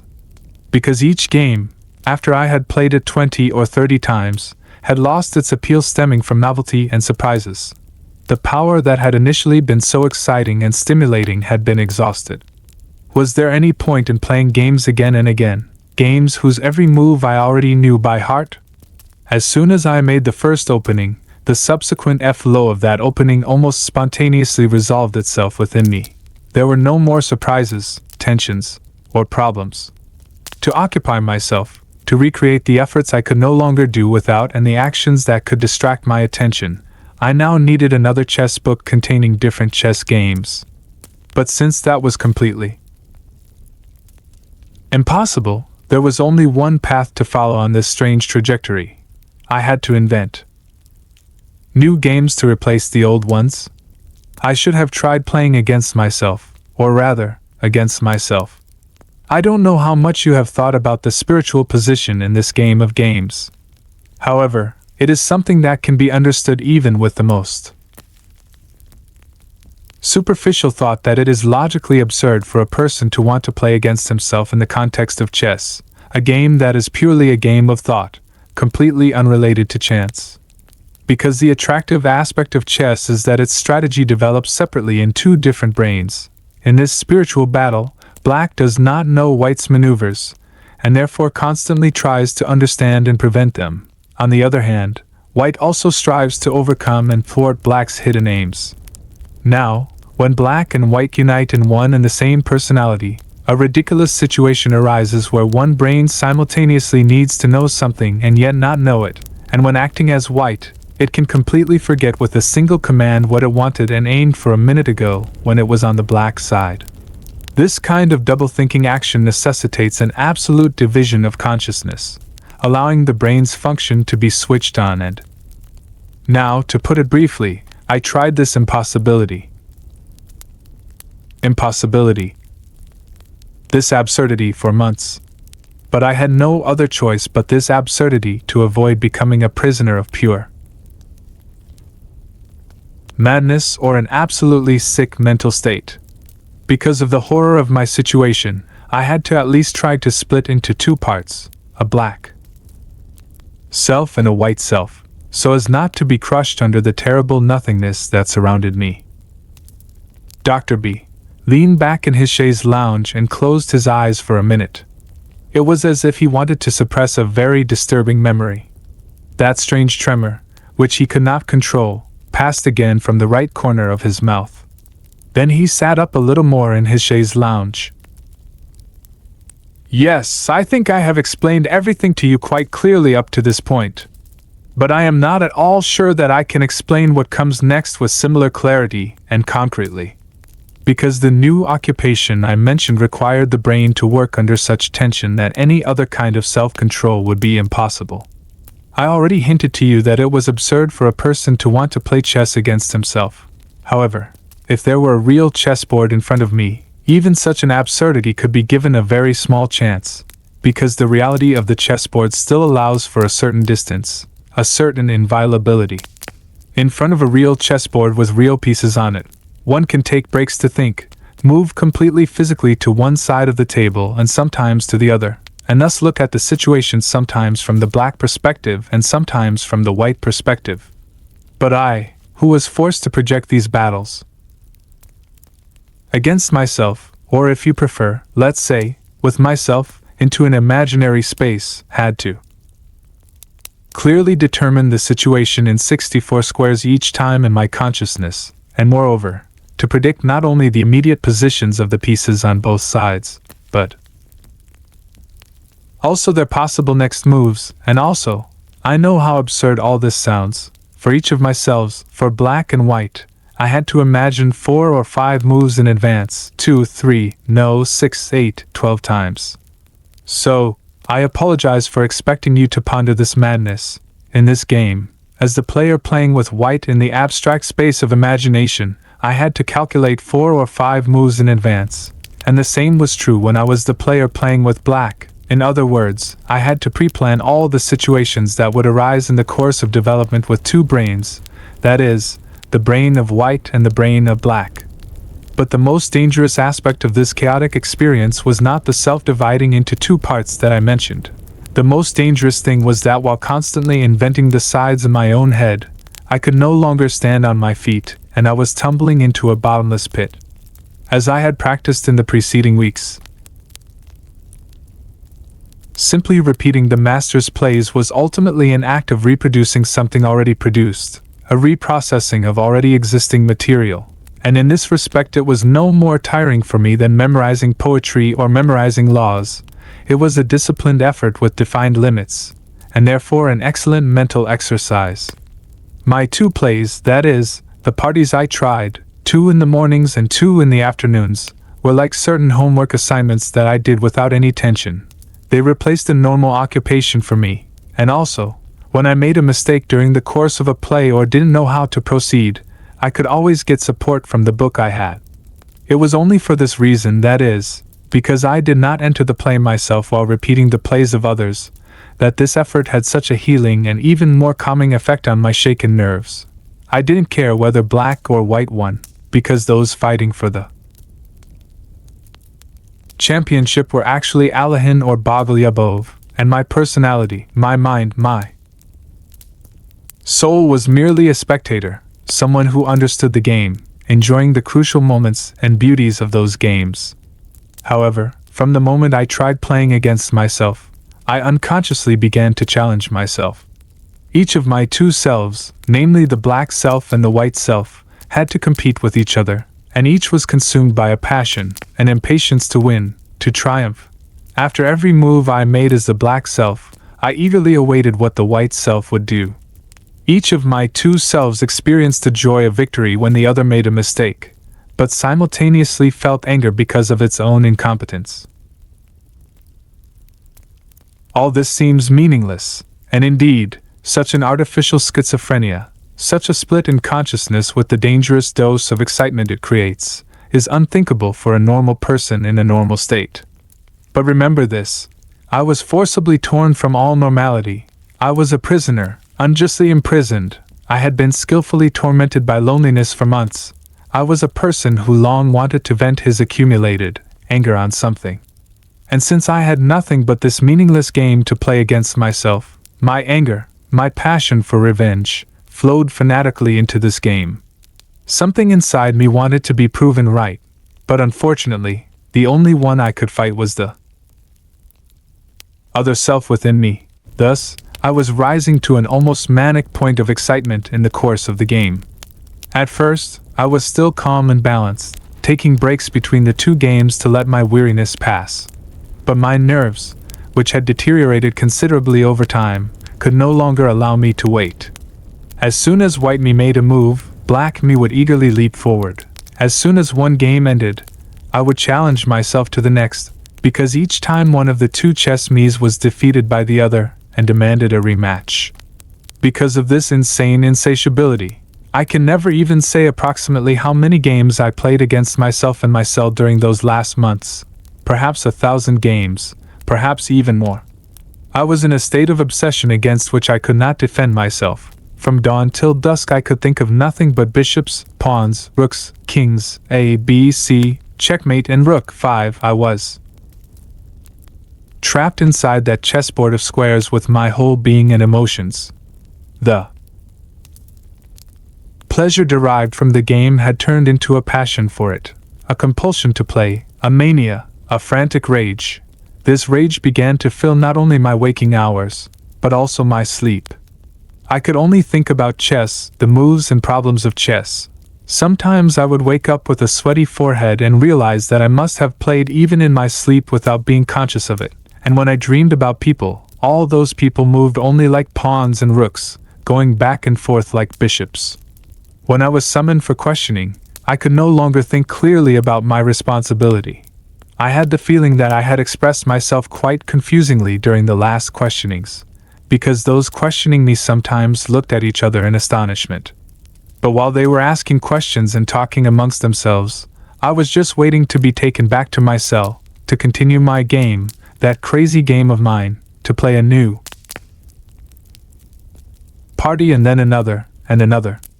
I was disturbed by every interruption in this. The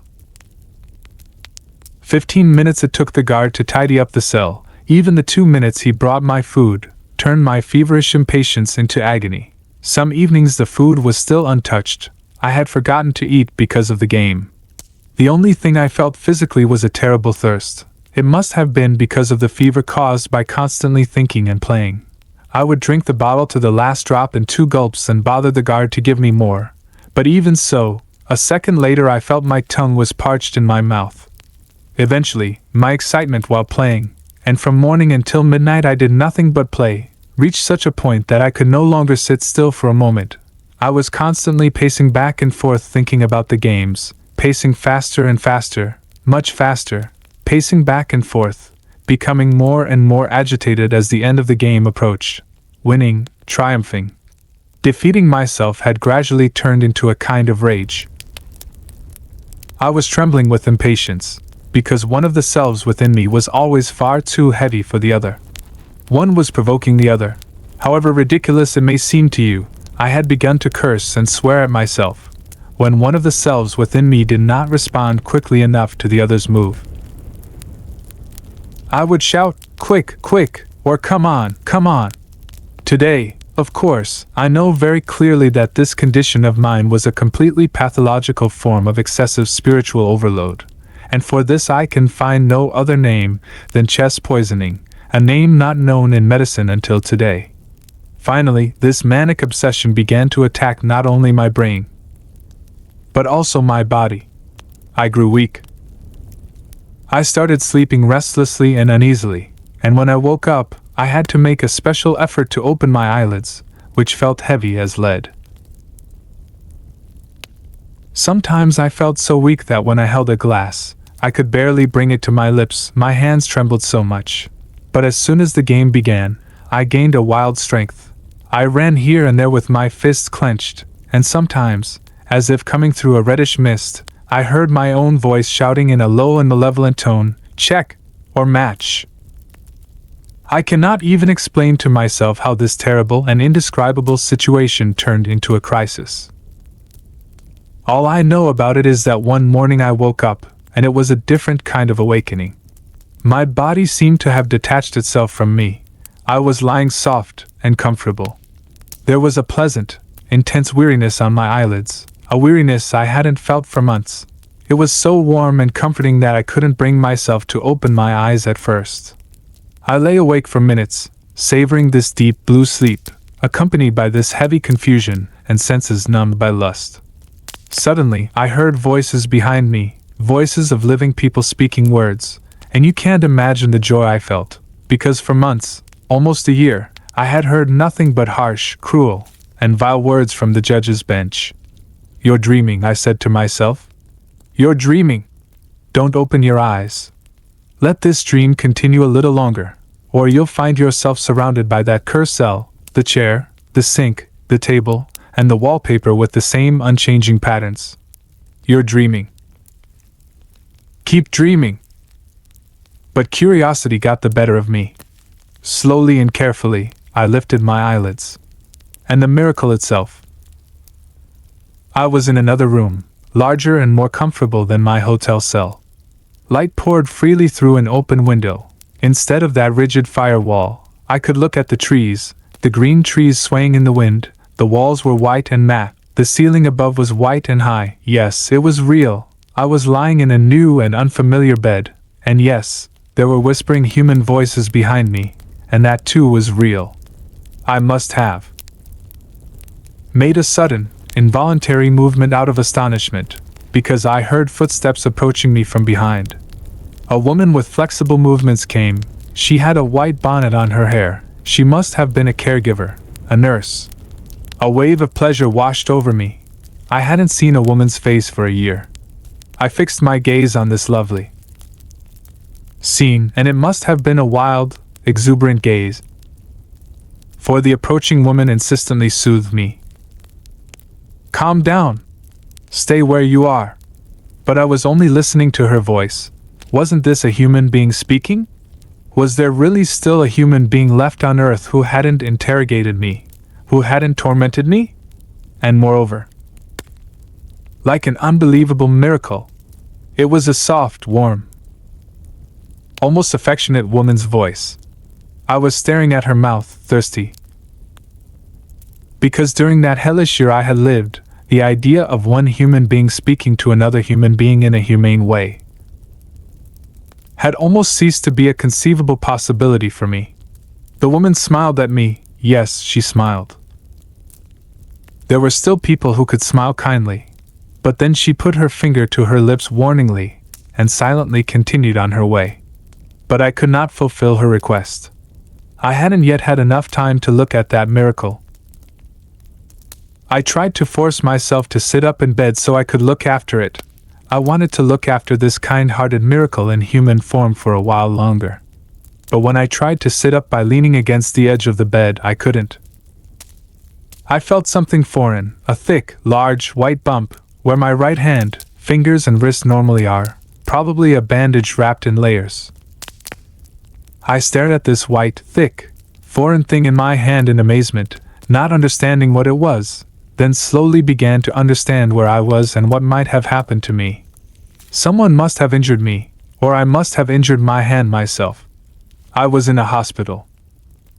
At noon the doctor came, a kind and elderly man. He knew my family name and spoke of my uncle, who used to be the emperor's personal physician, with such respect that I immediately felt that his approach was positive. Throughout our conversation, he asked me various questions, one of which was particularly surprising. He asked if I was a mathematician or a chemist. I replied, "No." "Strange," he murmured. "While you had a fever, you kept repeating formulas like C3, C4 aloud. None of us could understand anything." I asked him what was wrong. He smiled with an interesting expression. "There's nothing serious wrong with you. Just an acute nervous breakdown, that's all." And after looking around carefully, he added in a low voice, "It's quite understandable, after all. Since March 13th, hasn't it?" I nodded. "Considering the method, it's not surprising," he murmured. "You're not the first. But don't worry." From the reassuring way he whispered this to me and the equally reassuring look in his eyes, I understood that I was safe in his presence. 2 days later, the kind doctor explained what had happened quite clearly. He had heard me shouting in my guard cell and at first thought I had been fighting with someone who had just entered. But as soon as he appeared at the door, I had attacked him, shouting at him at the top of my lungs, "Play now, you hooligan, you coward!" I had tried to grab him by the throat, and in the end I had become so violent that the man had to call for help. Later, as they were dragging me away in my frenzied state for a doctor's examination, I suddenly broke free from their grasp, attacked the window in the corridor, shattered the glass, and cut my hand. Look, the mark of the deep wound is still here. I spent my first nights in the hospital in a feverish seizure stemming from my brain, but according to the doctor, I was now fully conscious. Of course, he added in a low voice, it would be better if I didn't report this to those above, otherwise they'll end up taking you back there again. You can trust me, I'll do my best. What this helpful doctor told those who had tormented me about me was beyond my knowledge. But he achieved the result he wanted and secured my release.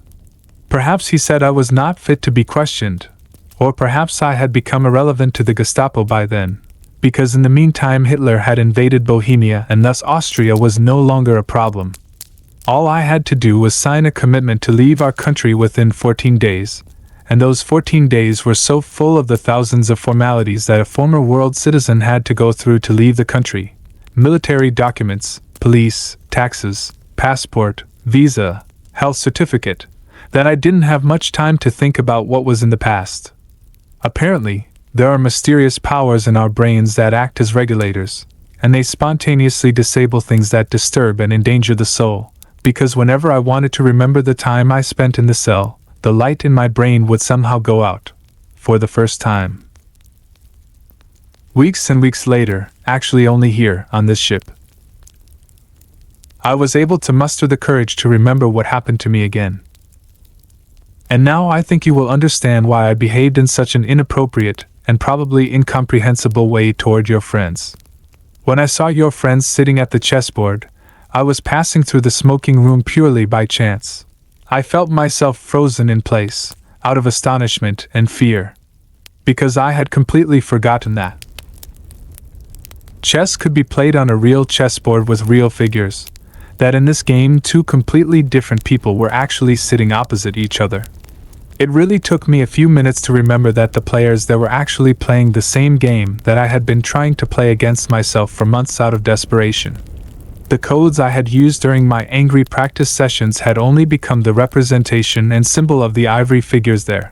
The astonishment I felt at the fact that my moving these figures here and there on the chessboard was fundamentally the same as the imaginary game in my mind was perhaps the same as the astonishment of an astronomer who, using the most complex methods on paper, arrives at the conclusion of the existence of a new planet, and then sees that planet as a white, bright, and tangible star in the sky.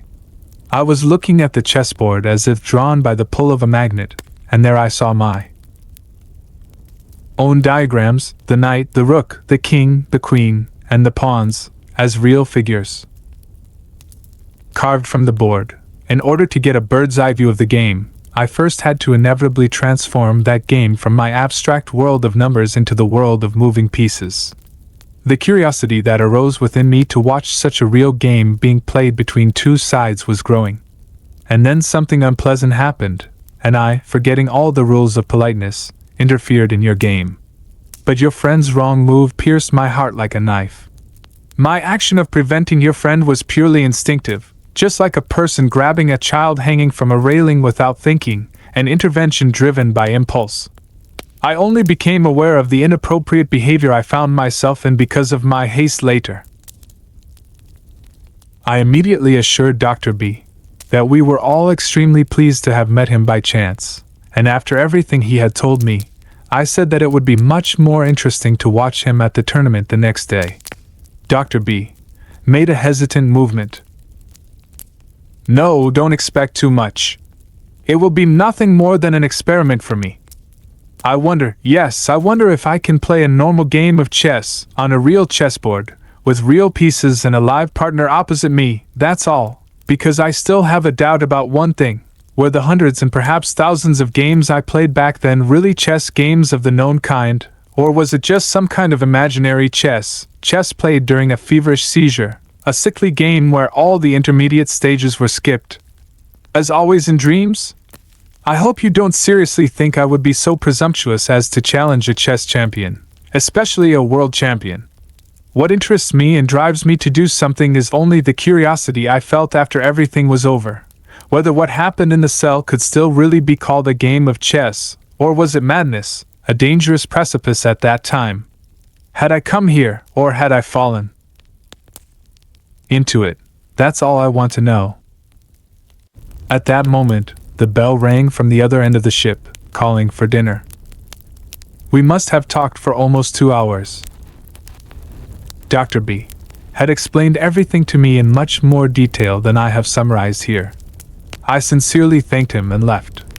But I hadn't even reached the end of the deck when he caught up with me and, with a noticeable nervousness, even a little stammering, added, "There's one more thing!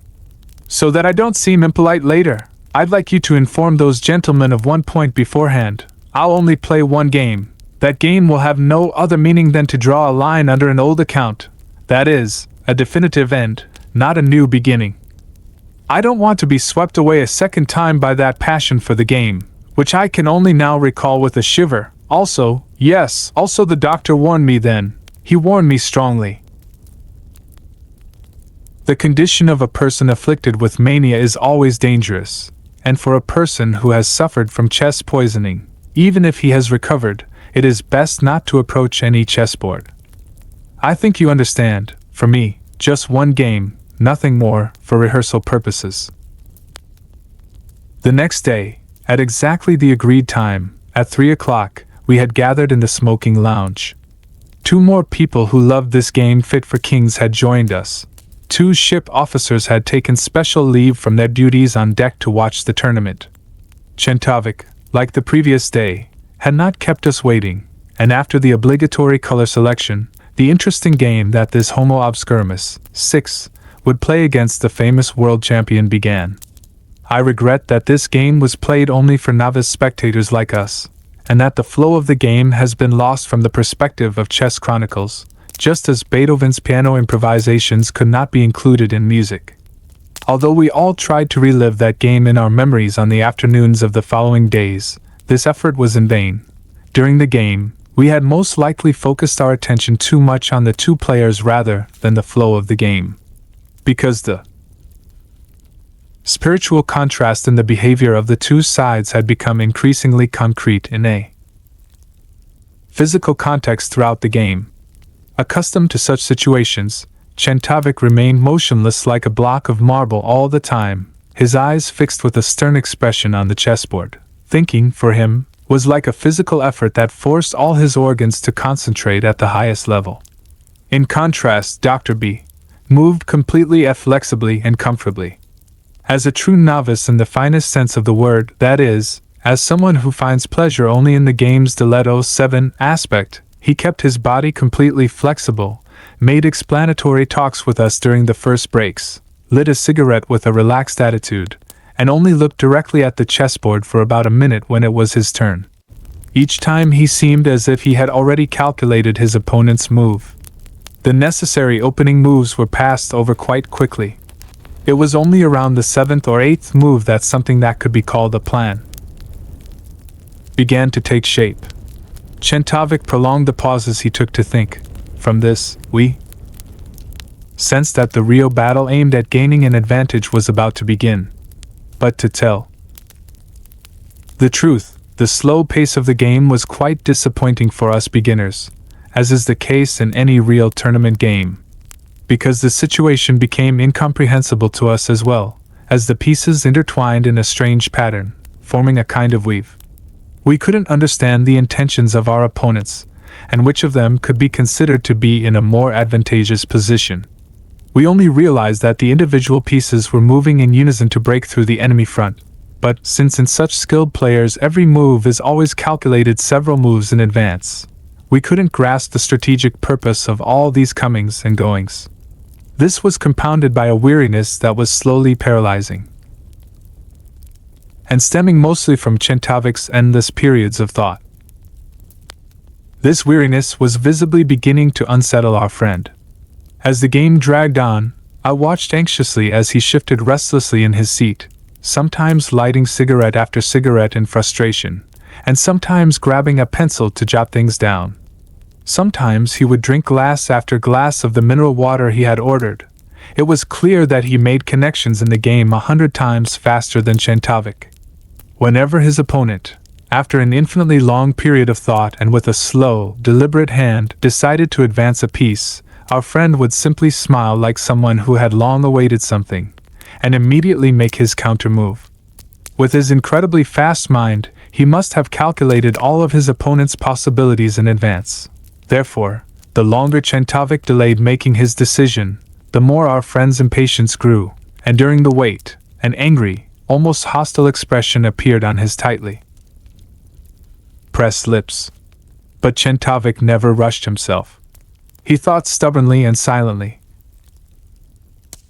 And as the figures in the field before him thinned out, he lengthened the pauses he took. On the 42nd move, that is, after 2 hours and 3/4 of an hour, we were all sitting around the tournament table, tired and having lost interest. One of the ship's officers had gotten up and left. Another had taken a book to read and only looked up for a moment at each change. But at that very moment, with a move by Czentovic, an unexpected event occurred. When Dr. B realized that Czentovic had caught the knight to advance, he recoiled like a cat about to pounce. His whole body began to tremble, and as soon as Czentovic completed his move with the knight, he thrust the queen forward with a sharp movement, shouting triumphantly, "Yes! This is it!" He leaned back, crossed his arms over his chest, and looked at Czentovic defiantly. A sudden warm light appeared in his pupils. We involuntarily leaned over the chessboard to understand the move announced with such an air of triumph. At first glance, there was no immediate threat. So, our friend's announcement must have been about a development that short-sighted thinkers like us could not yet anticipate. Czentovic was the only one among us who hadn't even flinched during that defiant announcement. He sat so still, as if he hadn't heard that humiliating "This is it!" Nothing happened. Because we all held our breaths involuntarily, the ticking of the clock placed on the table to calculate the timing of the move suddenly began to be heard. 3 minutes, 7 minutes, 8 minutes passed. Czentovic didn't move at all, but to me, his nostrils seemed even more enlarged from the strain on his inner world. This silent waiting was as unbearable for our friend as it was for us. Suddenly, he rose to his feet and began pacing back and forth in the smoking room, first slowly, then a little faster, and finally very fast.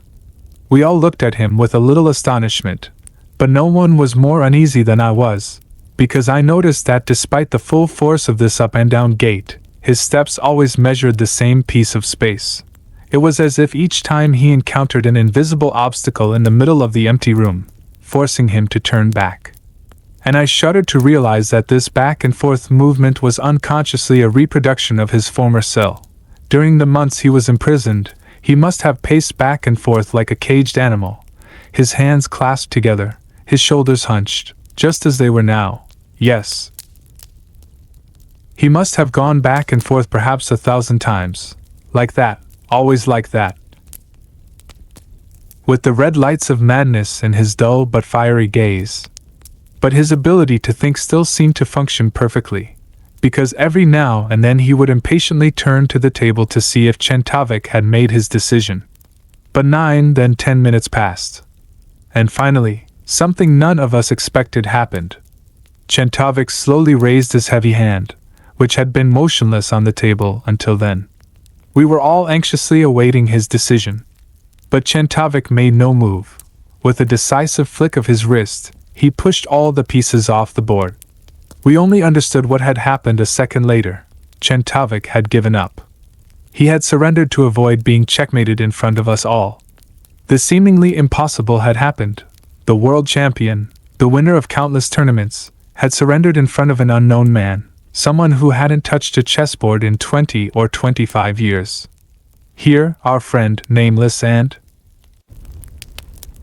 unknown, had defeated the strongest chess player on earth in a battle in front of everyone.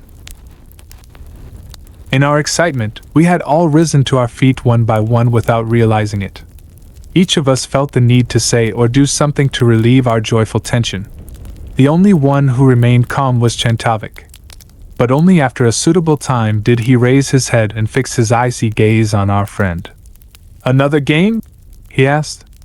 "Of course," replied Dr. B, with an excitement that I found unpleasant, and before I could warn him that he only intended to play one game, he immediately sat down and began to rearrange the pieces with feverish haste. He was so anxious in putting the pieces together that one of the pawns slipped twice from between his trembling fingers. The unpleasant unease I had felt earlier at his unnatural excitement gave way to a kind of fear. Because our friend, who had been so quiet and calm before, was now visibly seized by a kind of hysteria. The trembling at the corner of his lip was becoming more frequent, and his body was shaking as if he had suddenly had a feverish fit. "No!" I whispered to him. "Not now! That's enough for today! It will be too difficult for you." "Difficult? Really?" He laughed loudly and with a malevolent expression. "I could play 17 games instead of keeping up with this ox-cart pace. The only thing that is difficult for me is not falling asleep at such a pace. Yes. Let's start now." He said these last words to Czentovic in a harsh, almost crude tone. His opponent looked at him calmly and measuredly, but there was something like a clenched fist in his icy gaze. Suddenly, something new had emerged between the two players. It was a dangerous tension, an atmosphere of deadly hatred. Now, there were no longer two sides wanting to test their skills on each other, but two enemies who had sworn to destroy each other.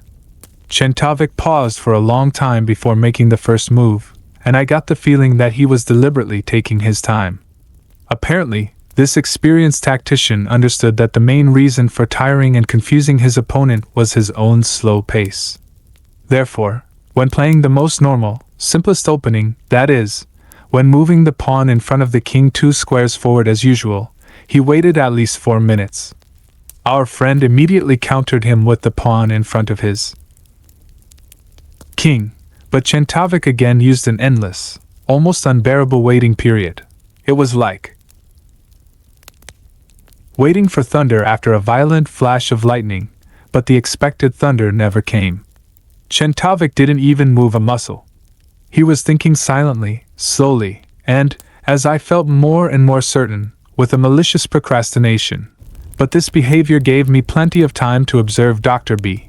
In the meantime, our friend had drunk his 3rd glass of water. I couldn't help but remember what he had told me about the feverish thirst he had suffered in the cell. He was showing all the signs of an abnormal excitement. I saw that his forehead was moist, and the scar on his hand was much redder and more prominent than before. But he was still able to control himself. But on the 4th move, when Czentovic started thinking long and hard again, he could no longer restrain himself and blurted out, "Play already!" Czentovic looked up with a cold expression.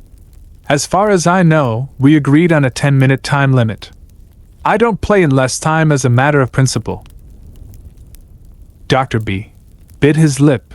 I noticed how he started tapping the floor under the table with his foot more and more nervously, and I too became irritable, unable to control my own anxiety, with the premonition that something meaningless was beginning to form in his inner world. Indeed, something happened during the 8th move. Dr. B, who had been waiting with great impatience, could no longer control his tension. He shifted from side to side and unconsciously started tapping the table with his fingers. Czentovic raised his large peasant head once more. "May I ask you not to tap with your fingers? It bothers me. I can't play like this." "Oh," Dr. B chuckled briefly.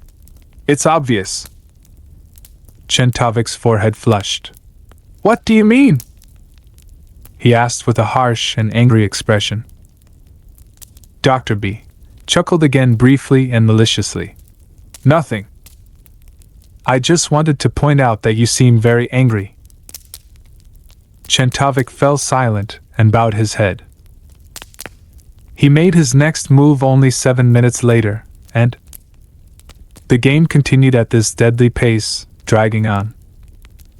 Czentovic seemed to be becoming more and more like a stone, eventually. He started using the entire agreed-upon thinking time before deciding on any move, and with each moment used, our friend's behavior became stranger and stranger. It was as if he was no longer interested in the game, but was preoccupied with something completely different. He stopped running around here and there and sat motionless, rooted to the spot. He fixed his expressionless, almost frantic gaze on the emptiness before him, muttering incomprehensible words to himself. Either he was lost in endless possibilities or, which was what I suspected, he was playing very different games in his head, because when Czentovic finally made his move, Dr. B had to be warned to snap out of his thoughts. After that, he always needed a minute to readapt to the situation. In fact, my suspicion grew stronger that he had already forgotten both Czentovic and us in this icy madness that could suddenly erupt with any act of violence. And indeed, on the 19th move, the crisis struck. Czentovic had barely moved the piece he wanted to play when Doctor suddenly, without even looking properly at the chessboard, B moved his bishop 3 squares forward and shouted so loudly that it made us all jump out of our seats. Check! Checkmate! Expecting to see a special move, we immediately looked at the chessboard. But a minute later, something happened that none of us expected. Czentovic raised his head very, very slowly and, doing something he had never done before, looked at each of us one by one. He seemed to be enjoying something endlessly, for a smile began to spread across his lips, a smile that was increasingly filled with satisfaction and malicious mockery. But only after he had fully savored this victory, which was entirely incomprehensible to us, did he address us all at once with false politeness. "I'm sorry, but I don't see a kingly situation. Does any of the gentlemen see a situation where my king could be called a king?" We looked first at the chessboard, then nervously at Dr. B. Czentovic's king, even a child could see this, was completely protected against a pawn and a bishop, meaning it was impossible to call it a king. We were all uneasy. Could our friend have hastily moved a piece incorrectly, taking it an extra square forward or backward? Dr. B, whose attention had been drawn by our silence, now fixed his gaze on the chessboard and stammered incessantly. "But the king should be on f7. It's wrong, completely wrong. You played wrong. Everything on this board is wrong. The pawn's place is not g4 but g5. This belongs to a completely different game. This..." He suddenly stopped.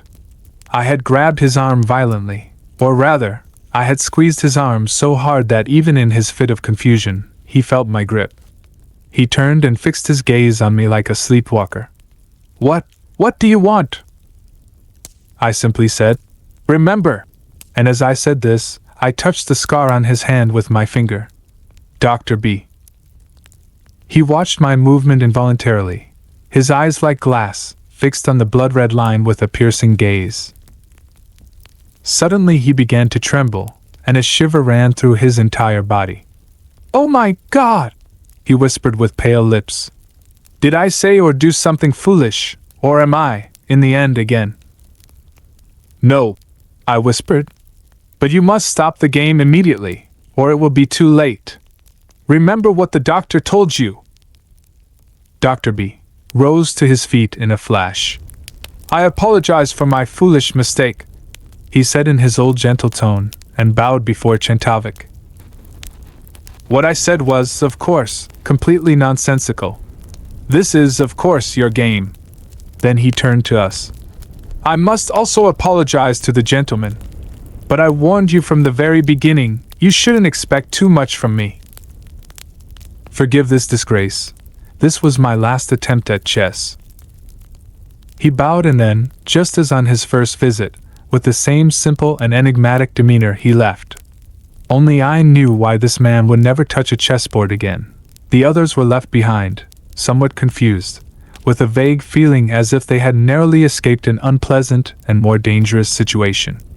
"Damned fool!" Makana grumbled, disappointed.